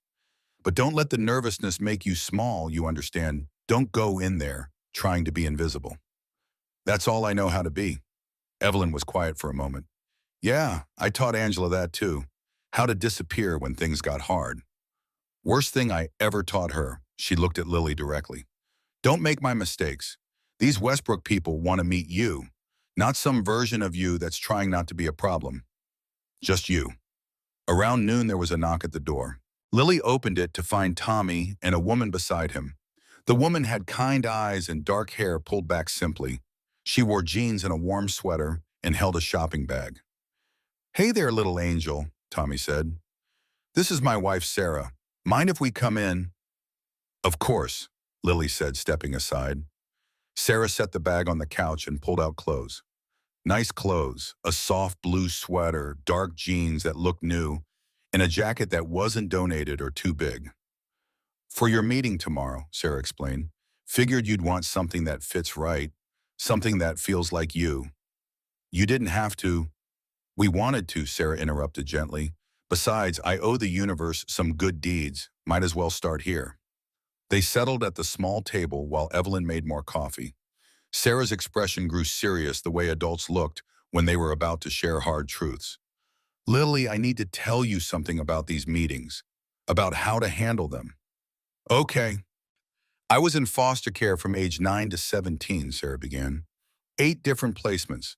Some good, some terrible, most somewhere in between. And I learned some things about these initial meetings that I wish someone had told me. She leaned forward, her voice earnest. First thing, and this is the most important, be honest. Don't try to be who you think they want you to be. If this is going to work, if any placement is going to work, it has to be based on who you really are. But what if they don't like the real me? Then they're not your people, Sarah said firmly. And better to find that out now, than 6 months from now, when you've gotten attached. Trust me on that. Tommy nodded. She's right, kid. I've seen Sarah twist herself into knots trying to be what people wanted. Never worked. The only thing that worked was finding people who wanted her exactly as she was. Second thing, Sarah continued, this isn't a one-way interview. You get to ask questions too. You get to decide if they're right for you. What do you need to know to feel safe? Lily thought about that. She'd never considered that she had any power in these situations. She was always the one being evaluated, being tested, being judged worthy or wanting. I don't know what to ask. Then let's practice, Sarah said. Pretend I'm Rachel Westbrook. Ask me questions. For the next hour, they did exactly that. Sarah role-played while Tommy coached Lily on body language, how to sit up straight without looking stiff, how to make eye contact without staring, how to let her nervousness show without letting it overwhelm her. What are your rules? Lily asked, her voice getting stronger with practice. Good question, Sarah's Rachel replied. We expect respect, honesty, and communication. We eat dinner together most nights. Everyone does chores. We have movie night on Fridays. What questions do you have about that? What happens if I break a rule? Another good question. We talk about it, figure out why it happened and how to prevent it next time. We're not looking for perfection, Lily. We're looking for honesty. They went through scenario after scenario. What if Lily had a nightmare? What if she didn't like the food? What if she needed space? What if she messed up? By the time they left in the late afternoon, Lily felt something she hadn't expected prepared. Not confident exactly, but less helpless. One more thing, Sarah said at the door, pulling Lily into a hug. If this doesn't work out, and I hope it does, but if it doesn't, you call that number Vincent gave you. You're not alone in this, not anymore. That evening, other angels stopped by. Red brought a care package with snacks and toiletries, in case you need to stay overnight for a trial run. Phoenix brought the promised photo album, already filled with every picture from Christmas Day. Lily flipped through it slowly. Every page was evidence that yesterday had been real, that 500 people really had shown up, that she really had been chosen, even if just for a day. The last visitor was Cassidy, who arrived at 8 with a small wrapped box. Open it, she said. Inside was a simple silver bracelet with a single charm angel wings to match the necklace. So you have a reminder on your wrist too, Cassidy explained. When you're sitting with the Westbrooks and your anxiety is telling you lies, you can touch this and remember that 500 people saw your worth, that we're not wrong about you. After everyone left, Lily sat at the table with her new journal and wrote December 26th. People keep showing up. People keep telling me I'm worth showing up for. I want to believe them. Tomorrow I'll find out if the Westbrooks think so too. I'm scared. But Vincent said hope is braver than fear. So I'm going to be brave. I'm going to hope. She touched the angel wings at her throat, the bracelet on her wrist, and tried to believe. December 27th dawned clear and cold. No snow, just winter sunshine that made everything sharp and bright. Lily was dressed and ready by 8, though Maggie wasn't coming until 9. She wore the outfit Sarah had brought, the blue sweater soft against her skin, the jeans fitting perfectly, the angel wings necklace visible outside her collar, the bracelet catching light on her wrist. Evelyn made breakfast again. Scrambled eggs, toast orange juice from the fresh groceries the angels had brought. You look nice, Evelyn said. It was maybe the first compliment she'd ever given Lily. Thank you. They ate in silence that was almost comfortable now. When they finished, Evelyn did something unexpected. She reached across the table and took Lily's hand. Her grip was uncertain, like she'd forgotten how to offer comfort and was relearning. Listen to me. Whatever happens today, you remember that you deserve better than what you got from this family. From me, from Teresa, from all of us. We failed you, not the other way around. Lily's throat tightened. Grandma, no, let me finish. Evelyn's gray eyes, Angela's eyes, Lily's eyes were wet. If the Westbrooks are smart, they'll see what those bikers saw. They'll see a kid who survived hell and is still standing. That's not nothing, Lily. That's everything. At 9 o'clock exactly, Maggie Hollis knocked on the door. She looked different outside the school environment. Less tired somehow. Her gray blonde hair was down instead of in its usual bun, and she wore jeans and a sweater instead of her work clothes. She was smiling. Ready? She asked. Lily nodded, picking up the small backpack Sarah had also brought. Inside the journal was Charlotte's Web, a change of clothes, her toothbrush, just in case. The drive to Cascade Falls took 45 minutes through winding mountain roads. Douglas firs towered on either side, their branches heavy with yesterday's snow. Maggie filled the silence with gentle chatter.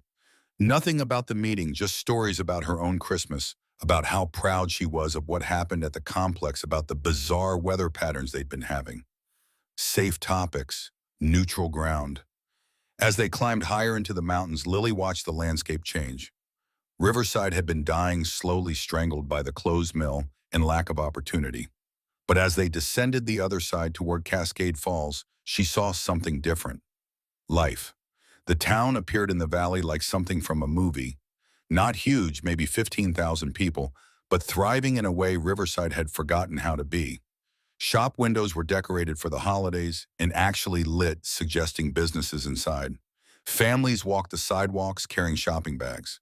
A coffee shop had people lined up outside. This was what a town looked like when it hadn't given up. Cascade Falls used to be a mill town too, Maggie said, reading Lily's expression. But when the mill closed, they reinvented, brought in tourism tech startups, craft breweries. It took work, but they did it. The Westbrook house was in a neighborhood called Old Mill District, a name that acknowledged the past while living firmly in the present. The houses were modest 2 stories with small yards, well maintained, but not fancy. This was a neighborhood where teachers and nurses could afford to live. Maggie parked at the curb. The house had a wreath on the door, icicle lights along the roof line, and a car in the driveway that was clean but not new. The yard was small, but the grass was cut, the bushes trimmed. Everything said people live here who take care of things. How do you feel? Maggie asked. Lily touched the angel wings at her throat. Scared but ready. That's exactly the right way to feel. They walked up the path together. Before they could knock, the door opened. The woman who stood there was in her early 40s, average height, with kind brown eyes and dark blonde hair that touched her shoulders. She wore jeans and a purple cardigan, and her smile reached her eyes in a way that couldn't be faked. You must be Lily, she said warmly. I'm Rachel Westbrook. It's so wonderful to meet you. Please come in out of the cold. The interior of the house wrapped around Lily like a blanket, not because it was fancy, it wasn't, but because it felt lived in, loved.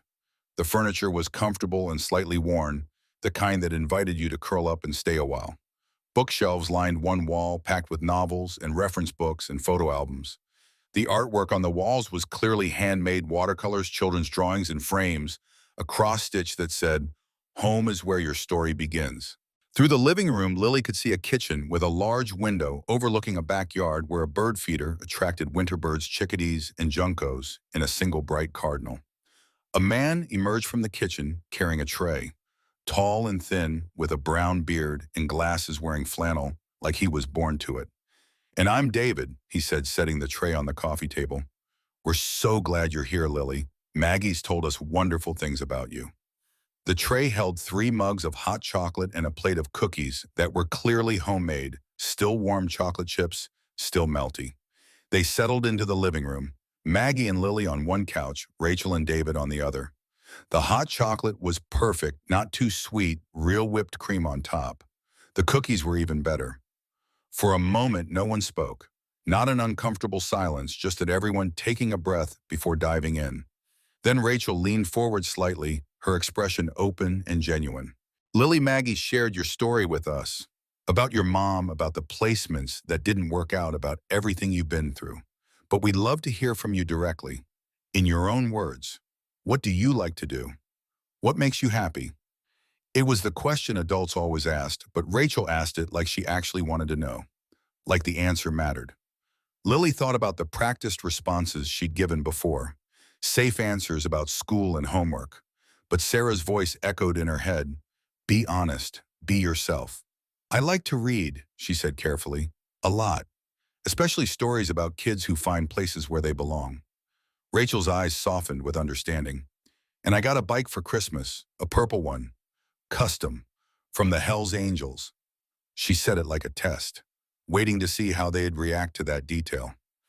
David smiled, genuinely smiled, not the tight smile adults gave when they were hiding judgment. We heard about that. 500 bikers showing up for one little girl. That's pretty remarkable, Lily. Shows that people recognize something special when they see it. Rachel nodded. The Hells Angels do incredible work with their toy runs. The fact that they went out of their way for you specifically tells us a lot about who you are. Lily felt something loosen in her chest. They weren't scared of the angels, weren't judging her for that connection. Can I ask you something? Lily said, her voice gaining strength. Anything, Rachel said. Why do you want to foster? Maggie said you can't have your own kids, but there are lots of kids who need homes. Why me specifically? It was more direct than Lily had planned to be, but the question had been burning in her since Maggie's call. Rachel and David exchanged a glance, the kind of silent communication that came from years together. Honest answer, David said. Lily nodded. We became foster parents because we have love to give and no biological children to give it to, David began. We fostered 3 kids before you. 2 were short-term, they went back to their families after a few months. We still exchange Christmas cards with them. And one was long-term, Rachel continued. Marcus, he was with us for 2 years until he aged out at 18. He's in college now, calls us every Sunday. She paused, choosing her words carefully. When Maggie called about you, she didn't just tell us your file details. She told us about a 7-year-old girl who'd been through 5 placements and was starting to believe she was the problem, who'd lost her mother and been shuffled around and was still trying so hard to be good enough. Rachel's voice grew thick. And I thought we both thought that girl needs people who understand that healing isn't linear, who won't give up when things get hard, who'll stay. But how do you know you'll stay? The question burst out before Lily could stop it. Everyone says they will. Then they don't. David set down his hot chocolate and leaned forward, elbows on his knees. You're right to ask that. And here's our honest answer, we don't know for certain. We're human. We make mistakes. We get tired and frustrated and overwhelmed sometimes. But, Rachel added firmly, we've learned from our previous placements what we can handle. We know what we're getting into. And Lily, we don't make promises we can't keep. So you're not promising to adopt me? The directness of it hung in the air. No, Rachel said gently, we're not promising that yet, because adoption is a huge commitment that requires time to know if we're truly right for each other. Lily felt the familiar disappointment start to creep in. But, David continued, here's what we can promise. If you decide to try a placement with us, we're committed to you for however long you need us. Whether that's months or forever, we won't give up because things get hard. We won't send you back because you're inconvenient. We'll show up every day. That's our promise. It wasn't the fairy tale promise Lily had sometimes dreamed of, but it was honest, real, and somehow that made it more valuable. Can I see the rest of the house? Lily asked. Of course, Rachel said, standing immediately. Let me show you around. The house tour was brief kitchen, bathroom, and David's small office that doubled as a guest room. But then Rachel opened a door at the end of the upstairs hallway. We hoped you'd come, she said softly. So we prepared this. If you decide this isn't the right fit, no hard feelings. David uses it for grading papers anyway. But if you do decide to try this out, this would be your room. Lily stepped into the space and felt her breath catch. It wasn't fancy. No princess canopy or designer furniture. Just a comfortable bed with a colorful quilt that looked handmade. A desk by the window with good natural light. Empty bookshelves waiting to be filled. A dresser with drawers that opened smoothly. Clean carpet.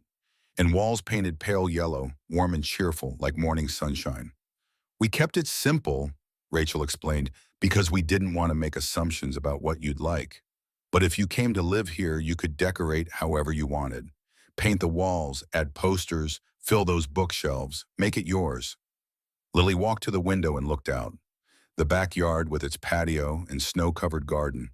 Beyond that, neighboring yards where she could see a treehouse and a trampoline and evidence of other children, other families, other normal lives. Could she belong here? What would the rules be?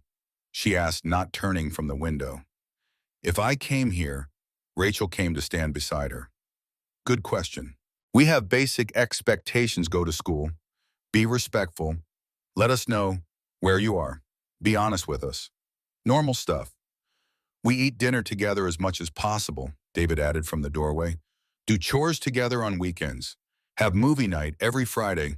We believe in communication. If something's bothering you, we talk about it. We don't let things fester. Lily turned to face them. What if I mess up? What if I'm not good enough? Rachel knelt down, bringing herself to Lily's eye level. Lily, everyone messes up. David and I mess up all the time. We forget to buy milk. We say things we don't mean when we're tired. We make mistakes. That's what being human is. She reached out slowly, giving Lily time to pull away, and when she didn't, Rachel gently took her hands.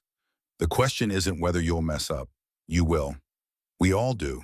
The question is what happens after. In a real family, when someone messes up, you talk about it. You figure out what went wrong and how to do better next time. You forgive and move forward. You don't keep score. You don't hold grudges. You just keep choosing to love each other. Even if, Lily's voice dropped to a whisper, even if I'm like my mom, what if there's something wrong inside me? What if addiction runs in families? Rachel's eyes filled with compassion. She didn't rush to reassure, didn't dismiss the fear, just held it with Lily for a moment. Oh, sweetheart, your mother struggled with addiction, which is a disease, not a character flaw. And no, it's not something that automatically passes down. You are your own person. You get to write your own story. But what if, and if you ever struggle with anything like that, David interrupted gently, we'll get you help. Therapy, counseling, whatever you need. You won't be alone in it. That's what family means. Lily looked around the yellow room again. At the empty bookshelves that could hold all 12 books the angels had given her and more. At the desk where she could do homework or write in her journal. At the bed that looked soft and warm in hers. She touched the angel wings at her throat. 500 people had told her she was worth showing up for. Was she brave enough to believe them? I want to try, she said, her voice stronger than she expected. I want to see if this could work. Rachel's smile was radiant. So do we, Lily. So do we. They spent the next hour working out logistics with Maggie. The plan was to start with trial weekends Friday after school through Sunday afternoon. Give everyone a chance to see how it felt in real everyday situations. No pressure, just living. How about this Friday, Rachel suggested. I can pick you up from school in Riverside at 3. You can stay through Sunday. If it goes well, we do it again the next weekend. If everyone's comfortable, we start talking about a more permanent arrangement. And if it doesn't go well, Lily asked, then we talk about what didn't work and whether it's fixable or whether this isn't the right match, David said honestly. No shame either way. Sometimes things just don't fit, and that's okay. On the drive back to Riverside, Maggie kept glancing at Lily with barely contained excitement. What do you think? She finally asked. I think they're nice. I think the room is nice. I think... Lily paused, trying to articulate something she didn't fully understand yet. I think they told me the truth instead of what they thought I wanted to hear. That felt important. It is important, Maggie said. The most important thing. When they pulled up to the apartment complex, Lily saw Evelyn standing on the landing, smoking but watching the parking lot like she'd been waiting. Do you want me to come up? Maggie asked. No, I'm okay. Lily climbed out of the car, shouldering her backpack, and walked toward the building. Evelyn met her halfway down the stairs. Well, they're nice. They want me to come for a trial weekend, starting Friday. Evelyn studied her face. And what do you want? It was maybe the first time anyone had asked Lily what she wanted, instead of telling her what was happening to her. I want to try, Lily said. I'm scared, but I want to try too. Evelyn nodded slowly. Then you try. And Lily, don't hold back. Don't make yourself small for them. They want to know if you'll fit right. Well, they need to know the real you to figure that out. It was good advice. Strange advice to get from Evelyn, but good nonetheless. That evening, Lily called Vincent using the direct number on her Little Angel card. He answered on the second ring. Little Angel, how'd it go? Lily told him everything: the house, the yellow room, Rachel and David's honesty, the trial weekend starting Friday. The Westbrooks are good people, Vincent said when she finished. But you still nervous? Yes. Good, means you care, but Lily, remember what I told you. Go in with hope. Give it a real shot. Can you do that? I think so.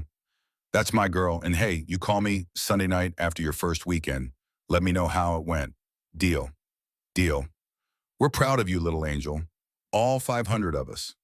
The next 3 days crawled by. Lily went to school the last few days before winter break ended, packed and repacked her overnight bag, read and reread the pages in her journal, touched the angel wings necklace and bracelet like talismans. Evelyn surprisingly helped.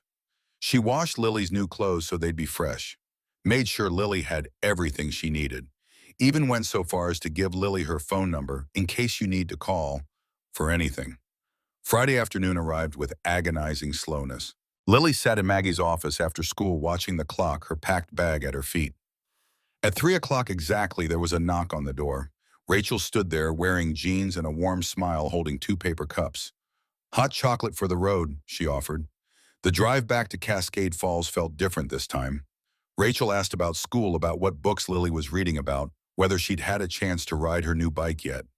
Normal conversation, easy conversation. When they pulled up to the house, David was already home. He taught at the high school, which got out earlier than elementary. Welcome, he said, taking Lily's bag. Let me show you where to put your things. The yellow room looked exactly the same as it had 3 days ago, but somehow it felt different. More possible. Like maybe Lily could actually belong here. Take your time getting settled, Rachel said. When you're ready, come down and we'll figure out what to make for dinner. Sound good? Lily nodded and they left her alone in the room that might become hers. She unpacked slowly, hung her clothes in the closet, so much empty space after her few items. Set Charlotte's Web and her new books on one of the empty shelves. Put her journal in the desk's drawer. Lined up her toothbrush in the bathroom as she'd be sharing with them. Small acts of claiming space. When she came downstairs, Rachel was in the kitchen pulling out ingredients. How do you feel about helping me make dinner? She asked. I'm thinking spaghetti and meatballs. Pretty hard to mess up. They cooked together, Rachel showing Lily how to measure spices, how to tell when the pasta was done, how to make garlic bread. David set the table and poured drinks, occasionally stealing a piece of the garlic bread and getting his hands swatted by Rachel. They laughed, real laughter, the kind that filled a house and made it feel like home. At dinner, they sat together at the table, no TV in the background. Just the three of them and the food they'd made and conversation that flowed easier than Lily expected. David asked about the Hells Angels. Maggie said they gave you a bike with your name painted on it. That must have been something. Lily told him about Christmas Day, about Vincent and Cassidy and Red, about 500 people showing up to prove she mattered. Can I see the card they gave you? Rachel asked. Lily pulled out the Little Angel card. Rachel looked at it carefully, then handed it to David. This is really special, Lily, David said. You know what this represents. This represents a community that chose you, that saw your worth. You should be proud of that. Vincent said I could call anytime, day or night. And you should, Rachel said firmly. Those people care about you. We'd never ask you to give that up. In fact, we'd like to meet them sometime, if that's okay with you. The offer surprised Lily. Most adults saw the angels as threatening, but Rachel and David saw them as what they were: family. After dinner, they watched a movie. Nothing special, just an animated film on Netflix, but Lily sat between Rachel and David on the couch, and halfway through the movie, Rachel's arm came to rest around Lily's shoulders. Casual, natural, not demanding anything. Lily leaned into it. Let herself feel the warmth. Let herself imagine that maybe this could be real. That night in the yellow room with the door open, just a crack like she'd asked, Lily wrote in her journal, December 29th, first night at the Westbrooks. Rachel's arm around me felt like safety. They asked about the angels, like it was something to be proud of, not ashamed of. They laughed at dinner, real laughs, the kind that make you want to join in. I'm still scared. But maybe, maybe this could work. Saturday morning brought pancakes, David's legendary recipe that were honestly just okay, but everyone pretended were amazing. Rachel read the newspaper and shared interesting headlines. David told terrible jokes that made Lily groan and then laugh despite herself. They went for a walk along the Deschutes River that ran through Cascade Falls. The cold air bit at exposed skin, but the sunshine made it bearable. Rachel pointed out landmarks: the old mill, that was now shops and restaurants, the park where they did outdoor movies in summer, the coffee shop that made the best hot chocolate in Oregon. She was showing Lily a future.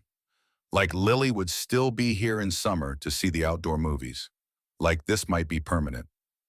In the afternoon, they went to a bookstore, a real bookstore with floor-to-ceiling shelves and a cat that slept on the counter, in a cafe that smelled like coffee and possibility.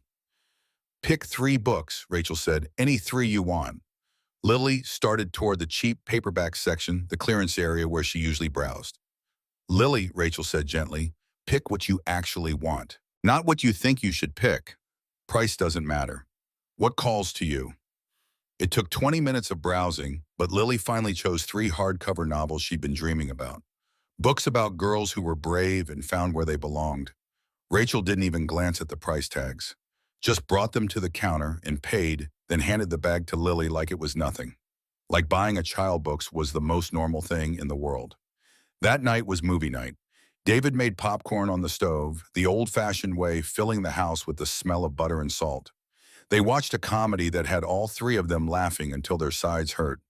And when bedtime came, Rachel walked Lily upstairs and tucked her in, something no one had done since Angela died. Sleep well, sweetheart, Rachel said, and the endearment felt earned instead of forced. We'll make waffles in the morning. Sunday morning arrived too quickly. Waffles on the back patio despite the cold, wrapped in blankets, watching birds at the feeder. David did the crossword puzzle and asked for Lily's help with the easy clues. Rachel planned the week's meals, asking Lily what food she liked. Lily did her homework at the kitchen table while Rachel and David cleaned up breakfast. She could hear them talking softly, laughing occasionally, moving around each other with the ease of people who'd learned each other's rhythms. This was what family looked like, not perfect, not fancy, just present. At 2 o'clock, Maggie arrived to pick Lily up. The goodbye felt harder than it should have. Rachel walked Lily to the car, her hand resting lightly on Lily's shoulder. This is going to work, she said, her voice certain. I can feel it. Can you? Lily looked up at her, at this woman who'd made her feel safe for an entire weekend, who'd bought her books without flinching, who'd laughed with her and cooked with her and tucked her in. I think so, Lily said. I hope so. Good. Next Friday, same time. And Lily, this week if you need anything, you call. We gave Maggie our number for you. You're allowed to call us between weekends. Okay. Okay. On the drive back to Riverside, Maggie was practically glowing. So, she asked. It was good, Lily said. Really good. Good enough to try again. Yes. That night, Lily called Vincent as promised. How was it, little angel? Scary, but good. They're nice. The house is nice. They asked about you, about all the angels. They want to meet you. Vincent laughed, a deep rumble that came through the phone like comfort. They want to meet us. They're braver than I thought. Yeah, we can arrange that. After a few more weekends, once things are settled, we'll come up for a visit. Vincent, yeah. Thank you for showing up on Christmas, for the card and the necklace, for everything. If you hadn't come, don't think about that, Vincent said firmly. We did come. You're not alone. And Lily, those Westbrooks, they're good people, but you keep that card close anyway, just in case. We're always here. The next 3 weekends followed the same pattern. Friday pickups, comfortable dinners, easy conversation, movie nights, and pancake mornings, and walks by the river. Each weekend, Lily relaxed a little more. Let herself take up a little more space. Let herself believe a little more that this might be real. Rachel and David never pushed, never demanded, just showed up consistent and steady, proving through actions that they meant what they said. By mid-January, Maggie broached the subject of making the placement permanent. How would you feel about moving in full-time, she asked during one pickup, making Cascade Falls your permanent home? Lily looked at the yellow room that had started to feel like hers. at the bookshelves that were filling up, at the desk where she did homework, at the life she was building here. I'd like that, she said. The official move was scheduled for February 14th, Valentine's Day, which Rachel said was appropriate. A day about love seems perfect for bringing you home.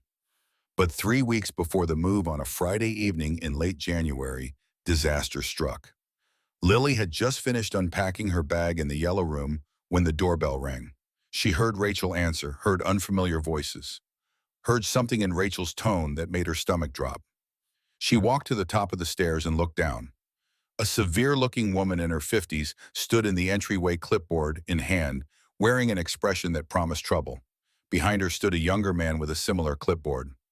Mr. and Mrs. Westbrook, I'm Peggy Thornton with Child Protective Services. This is my associate, Brian Chen.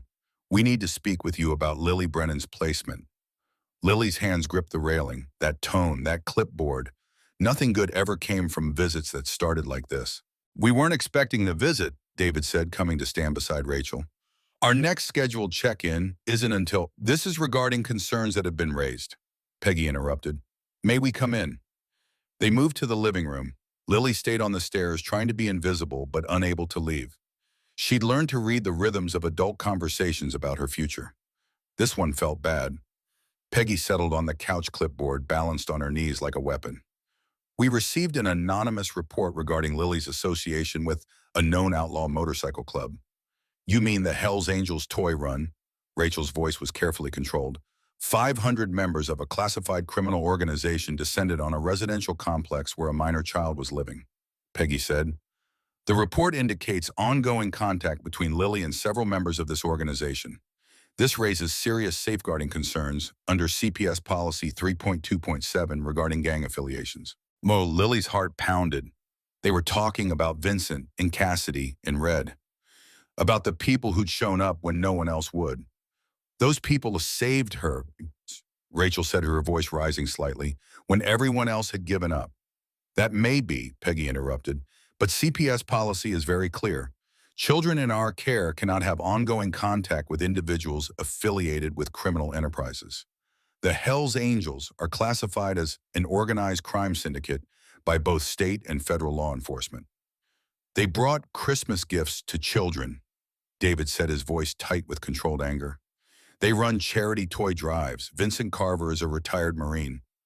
Mr. Westbrook, I understand this is difficult, but my responsibility is to the safety of the child. Peggy's voice had the flat quality of someone reading from a script. I'm recommending immediate suspension of this placement, pending a full investigation into the nature and extent of Lily's contact with Hells Angels members. You can't, Rachel started. I can and I will. Lily will need to return to her grandmother's care until we can verify there's no ongoing gang involvement and assess whether this placement meets safety standards. The words hit Lily like physical blows. Return to Evelyn's, leave the yellow room, leave Rachel and David, leave the first place that had felt like home. Because the angels had helped her, because people who'd shown up for her were the wrong kind of people. She stood frozen on the stairs, her backpack still in the yellow room, her toothbrush in the bathroom, her books on the shelf. Everything she'd started to build, crumbling. When, David's voice was hollow, I'll return Monday morning to transport her. In the meantime, I strongly advise no contact with any Hells Angels members. Is that clear? After Peggy and her associate left, Rachel sat on the couch with her head in her hands. David paced like a caged animal. Neither of them had noticed Lily on the stairs. We'll fight this, David said. We'll get a lawyer. What if it's not enough? Rachel's voice broke. What if we lose her? Lily couldn't listen anymore. She went back to the yellow room and closed the door softly, sat on the bed that had started to feel like hers, looked at the books on the shelves, the homework on the desk, the life she'd been building. The problem was her. It was always her. She carried trouble like a shadow, and everyone who tried to help got hurt. She couldn't let the Westbrooks lose their foster license because of her, couldn't let them pay the price for caring about the wrong kid. So she would remove the problem. Lily pulled out her backpack and started packing. Not everything that would be noticed, just the essentials. Charlotte's Web, her journal, the little angel card, a change of clothes.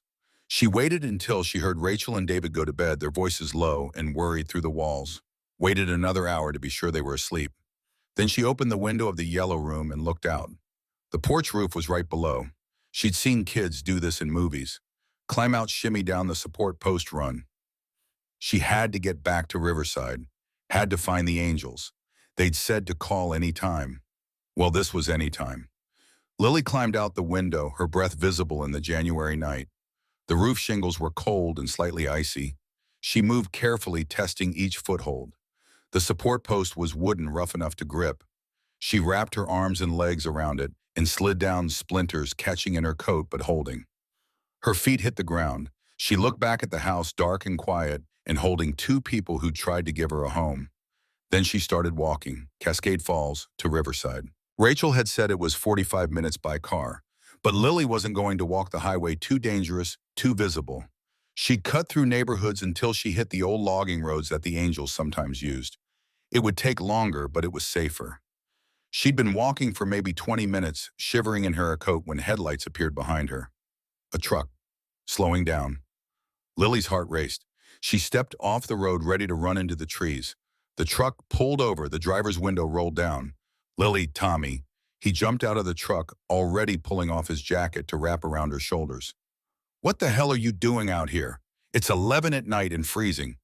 "I have to get to Riverside," Lily said, her teeth chattering. "I have to find Vincent. They're taking me away from the Westbrooks because of you, because of all of you, and I have to fix it." Tommy's face went hard. He pulled out his phone. "Get in the truck, now." He called Vincent while driving fast toward Riverside. "Yeah, we got a situation. CPS is threatening the Westbrooks because of us." Lily ran. "I found her walking in the dark trying to get back to Riverside. We need to mobilize." "How'd you find me?" Lily asked through chattering teeth. "Was heading to a late shift in Bend, saw a kid walking alone. Thought I'd check if they needed help. Didn't expect it to be you." He glanced at her. "You walked all that way alone?" "Only about 20 minutes. I was going to use the logging roads." Tommy shook his head. "Kid, that's miles through forest in the dark. You could have gotten hurt, or worse. I had to do something. The Westbrooks might lose their license because of me." "So you were going to disappear. Make it easier for everyone." Tommy's voice was gentle but firm. "That's not how we fix problems, little angel. We don't run. We stand and fight." By the time they reached Riverside, the parking lot at the complex was already filling. Word had spread. Angels were arriving, not 500 this time, but maybe 200. Vincent's truck pulled in, and he was out and striding toward them before the engine stopped. He saw Lily wrapped in Tommy's jacket, shivering and exhausted, and his expression transformed into something fierce and protective. "Nobody threatens our little angel," he said. "Nobody." Within minutes, more angels arrived. Cassidy, Red, Phoenix, Diane, Razor, a dozen others Lily recognized and many she didn't. Then another car pulled up, Rachel and David's sedan. They'd found Lily's note. "I'm sorry, I had to fix this. I had to stop being the problem." "Lily," Rachel ran to her, pulling her into a hug so tight it hurt. "Don't you ever scare me like that again." Running off in the dark, in the cold. "I had to," Lily said through tears. "They're going to take me away from you because of the Angels. If I removed myself." "We don't want you to remove yourself," David said, his voice rough with emotion. "We want you to stay, and we're going to fight for that." Vincent approached. "Your girl's got courage. Walked 20 minutes alone in the dark to find us. That takes guts." "Or foolishness," Rachel said, but her voice was gentle. "Lily, you don't fix things by disappearing. You fix things by standing your ground and fighting." "That's what we're going to do Monday," Cassidy said. "We're going to show that CPS lady that Lily's got family. Real family. And we're not going to let anyone take her from where she belongs." "CPS doesn't meet on weekends," Vincent said. "But Monday morning we'll be at their office, all of us. Peaceful, respectful, but unmistakably present." Rachel looked at the gathering angels, then at Vincent. "You do that, show up to a government office for her." "Ma'am," Vincent said, his voice respectful but firm. "We rode through a blizzard, warning to get here tonight. Monday morning is nothing. This is family, and family shows up." They spent the rest of the night at Evelyn's apartment, Lily and the Westbrooks on the couch, angels rotating through to plan strategy. Evelyn, woken by the commotion, made coffee and listened. "This is my fault. Evelyn said finally. If I'd been a better grandmother from the start, this is CPS policy's fault, Cassidy interrupted. Not yours, not Lily's, not ours. We're being punished for caring about her the wrong way. Then we change their minds about what's wrong, Vincent said. Monday morning dawned cold and clear. 200 motorcycles formed up in Riverside at 7 a.m. The Westbrooks drove with Lily in their car, following the convoy to the CPS office in Bend. When they arrived, the parking lot filled with bikes. Angels dismounted, organized themselves with military precision, and waited. Peggy Thornton arrived at 8:30, saw the gathering, and stopped walking. Her face went pale. Vincent approached her, first alone, hands visible, non-threatening. Miss Thornton, I'm Vincent Carver, president of Hells Angels Oregon chapter. Retired Marine, 25 years service. 2 tours in Iraq, 1 in Afghanistan. Honorable discharge. I'd like to speak with you about Lily Brennan. Peggy's associate reached for his phone, but Peggy stopped him. I'll listen. Inside. Just you. I'd like to bring a few others, people who can speak to Lily's situation. 10 minutes later, they were in a conference room. Peggy and her associate on one side, Vincent Cassidy, Red Rachel, David Lily Evelyn, and Maggie on the other. Vincent spoke first. Ma'am, I understand your concerns about gang affiliation, but I'd like to provide some context. The Hells Angels have run charity toy drives for over 40 years. We work with hospitals, children's shelters, schools. We're registered as a 501c3 nonprofit for our charity work. He slid a folder across the table. Documentation of our toy runs going back 20 years. Letters of commendation from hospitals and charities. Background checks on chapter leadership, myself included. Peggy flipped through the folder, her expression unreadable. Cassidy spoke next. Ms. Thornton, I'm Cassidy Wolf. I was in foster care from age 9 to 17. 8 placements. The system failed me, no fault of the social workers, just understaffed, underfunded reality. When I aged out, the angels gave me community, purpose. They saw worth in me when nobody else did. The same thing happened with Lily, Red added. She was about to run away on Christmas morning. We found her, showed her she mattered, and connected her with a real placement. We didn't endanger her. We saved her. Then Evelyn spoke, surprising everyone. I'm Evelyn Brennan, Lily's grandmother. I'm the one who failed her first. I called her cursed, poisoned, made her think she was the problem. These bikers, they showed her the truth that she's worth fighting for. Maggie added her voice. Ms. Thornton, I've been Lily's counselor for 2 years. I called Vincent myself because I was desperate. 5 placements had failed. Lily was starting to believe she was unlovable. The angels changed that narrative. They gave her hope. Rachel leaned forward. We're not asking you to ignore policy. We're asking you to see the context. These people didn't recruit Lily into a gang. They gave her a community of support. They're not a danger to her.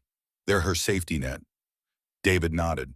Vincent gave Lily a card with a direct number, a lifeline. That's not criminal behavior. That's compassion. Finally, Lily stood.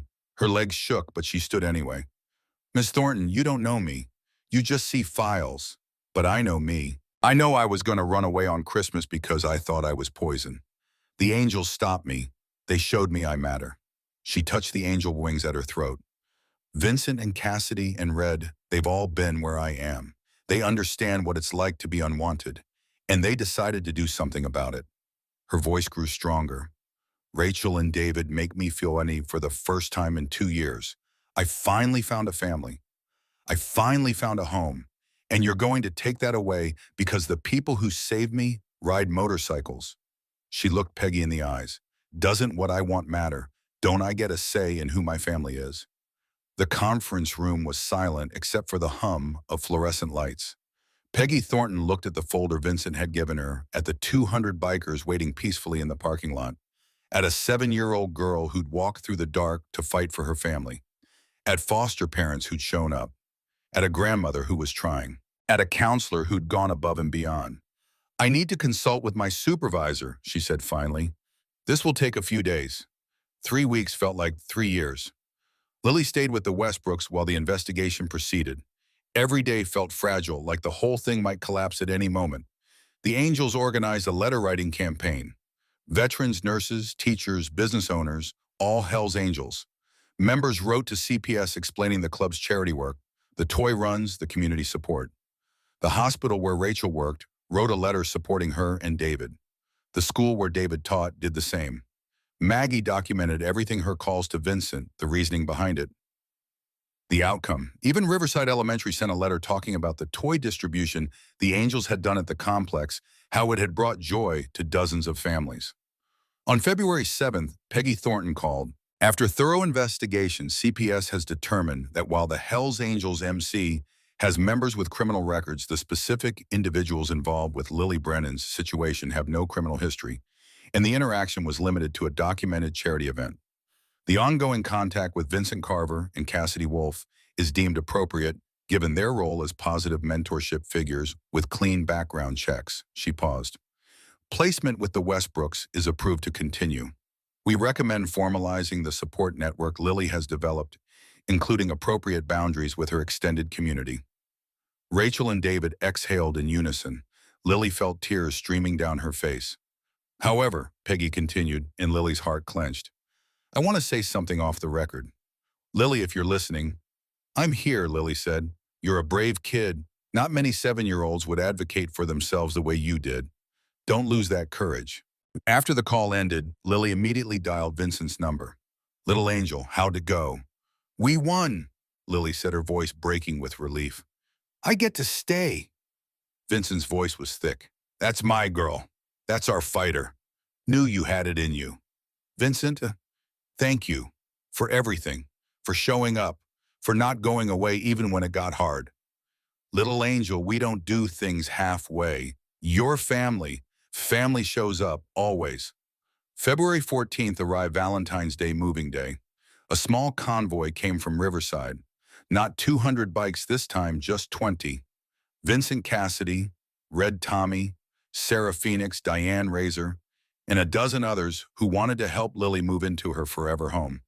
Evelyn came too. She looked healthier, 6 weeks sobered from AA, working part-time at the library, trying every day to be better. They filled the yellow room with Lily's things. The books, so many books now. The photo album from Christmas. Charlotte's Web in a place of honor. New clothes. Art supplies, everything that made a room hers. The Westbrooks made lunch for everyone. The house filled with laughter and stories and the sound of community. Before the Angels left, Vincent pulled out one last gift. An envelope. Inside was a photo, Angela young and healthy holding baby Lily. On the back, in Evelyn's handwriting, before everything went wrong. Remember, she loved you, even if she didn't know how. You're not poison, Lily. You never were. You're hope. You're proof that broken things can heal. You're my second chance to get it right. Grandma Evelyn. Lily hung the photo in her room, next to the Polaroid from Christmas Day, next to a new photo of her with Rachel and David, past, present, and future. Loss and gain, the full story of who she was becoming. That night, after everyone had left and the house was quiet, Rachel and David came to tuck Lily into bed. Welcome home, sweetheart, Rachel said. And Lily, who'd spent 2 years being unwanted, who'd written a note saying she was poison, who'd nearly disappeared on Christmas morning. Lily Catherine Brennan finally believed it. She was home. December 24th, 2025. 8-year-old Lily Catherine Brennan sat in the backseat of the Westbrook family car, wearing the angel wings necklace she never took off, watching the Oregon landscape roll past. They were driving to Riverside, back to where it all began. You okay back there? Rachel asked, turning to look at her. Yeah, Lily said, just thinking. A year. 1 full year since that Christmas morning when 500 motorcycles had saved her life. The Westbrooks had officially adopted her 3 months ago. Lily Catherine Brennan Westbrook now. The hyphen felt important, honoring where she came from while claiming where she belonged. The yellow room wasn't yellow anymore. Lily had painted it pale green. With David's help, covered one wall with photos and artwork, filled the bookshelves until they overflowed. It was her space, truly hers. She'd made friends at school, had sleepovers, joined the art club, got A's and B's and 1 C in math that Rachel and David helped her work on without making her feel stupid. She'd had nightmares and bad days and moments when the old fears crept back. But Rachel and David had stayed, had proven over and over that staying was their default, not leaving. The Angels had stayed too. Vincent called once a month. Cassidy sent birthday and Christmas cards. The whole Oregon chapter had come to her adoption finalization party in November. 20 bikers in leather descending on a courthouse to celebrate family. And Evelyn had kept trying. She'd been sober 8 months now, had a steady job, visited once a month bringing books or art supplies, learning slowly how to be a grandmother who helped instead of hurt. They pulled up to the Riverside housing complex. The building looked the same, yellow paint still peeling, railings still crooked. But something was different. At the entrance, a bronze plaque had been installed. 20 angels were gathered around it, bikes parked in neat formation. Vincent Cassidy, Red Tommy, Sarah, Phoenix, Diane, all of them there. Evelyn stood with them, looking more at peace than Lily had ever seen her. Maggie Hollis was there too, beaming with pride. The plaque read, "On this spot, December 25th, 2024, 500 people proved that one person's love can change a life. Little Angel Lily, you are loved, you are chosen, you are family. Never ride alone. Hell's Angels MC." Lily stood before it, flanked by Rachel on one side and David on the other. Her family, all of them chosen and blood leather in ordinary broken pieces that had somehow fit together into something whole. "Ready to go home?" Rachel asked softly. Home. A year ago, that word had been empty. Now it held everything. The Westbrook house in Cascade Falls, with the green-walled room and the bookshelves and the kitchen where they made dinner together. The angels who answered when she called, who remembered her birthday, who showed up. Evelyn trying every day to be better. Maggie who'd made one phone call that changed everything. This moment right here, surrounded by everyone who'd chosen her. "Yeah," Lily said, taking Rachel's hand and David's too. "Let's go home." They drove away from Riverside as snow began to fall, clean and fresh and new. Lily closed her eyes and thought about the girl she'd been a year ago. The one who'd written a note saying she was poison. The one who'd planned to disappear on Christmas morning. That girl would never have believed this was possible. But it had happened. All of it. Because 500 people on motorcycles had decided that one 7-year-old girl was worth riding through the cold for. Because a counselor had made a desperate phone call. Because foster parents had fought to keep her. Because a grandmother had learned it was never too late to try on. Because Lily herself had found the courage to hope when hope seemed impossible. She opened her eyes and looked at Rachel and David in the front seat. At the life they'd built together. At the future stretching out ahead of her, bright with possibility. Lily Catherine Brennan Westbrook was 8 years old. She had a family. She had a home. She had a community of angels who would always have her back. And most importantly, she finally understood the truth: she'd always been worthy. She'd always deserved love. She'd always mattered. The world had just taken a while to show her. But once it did, once 500 motorcycles roared into a parking lot on Christmas morning, everything changed. And Lily Catherine Brennan Westbrook would never forget that. Never.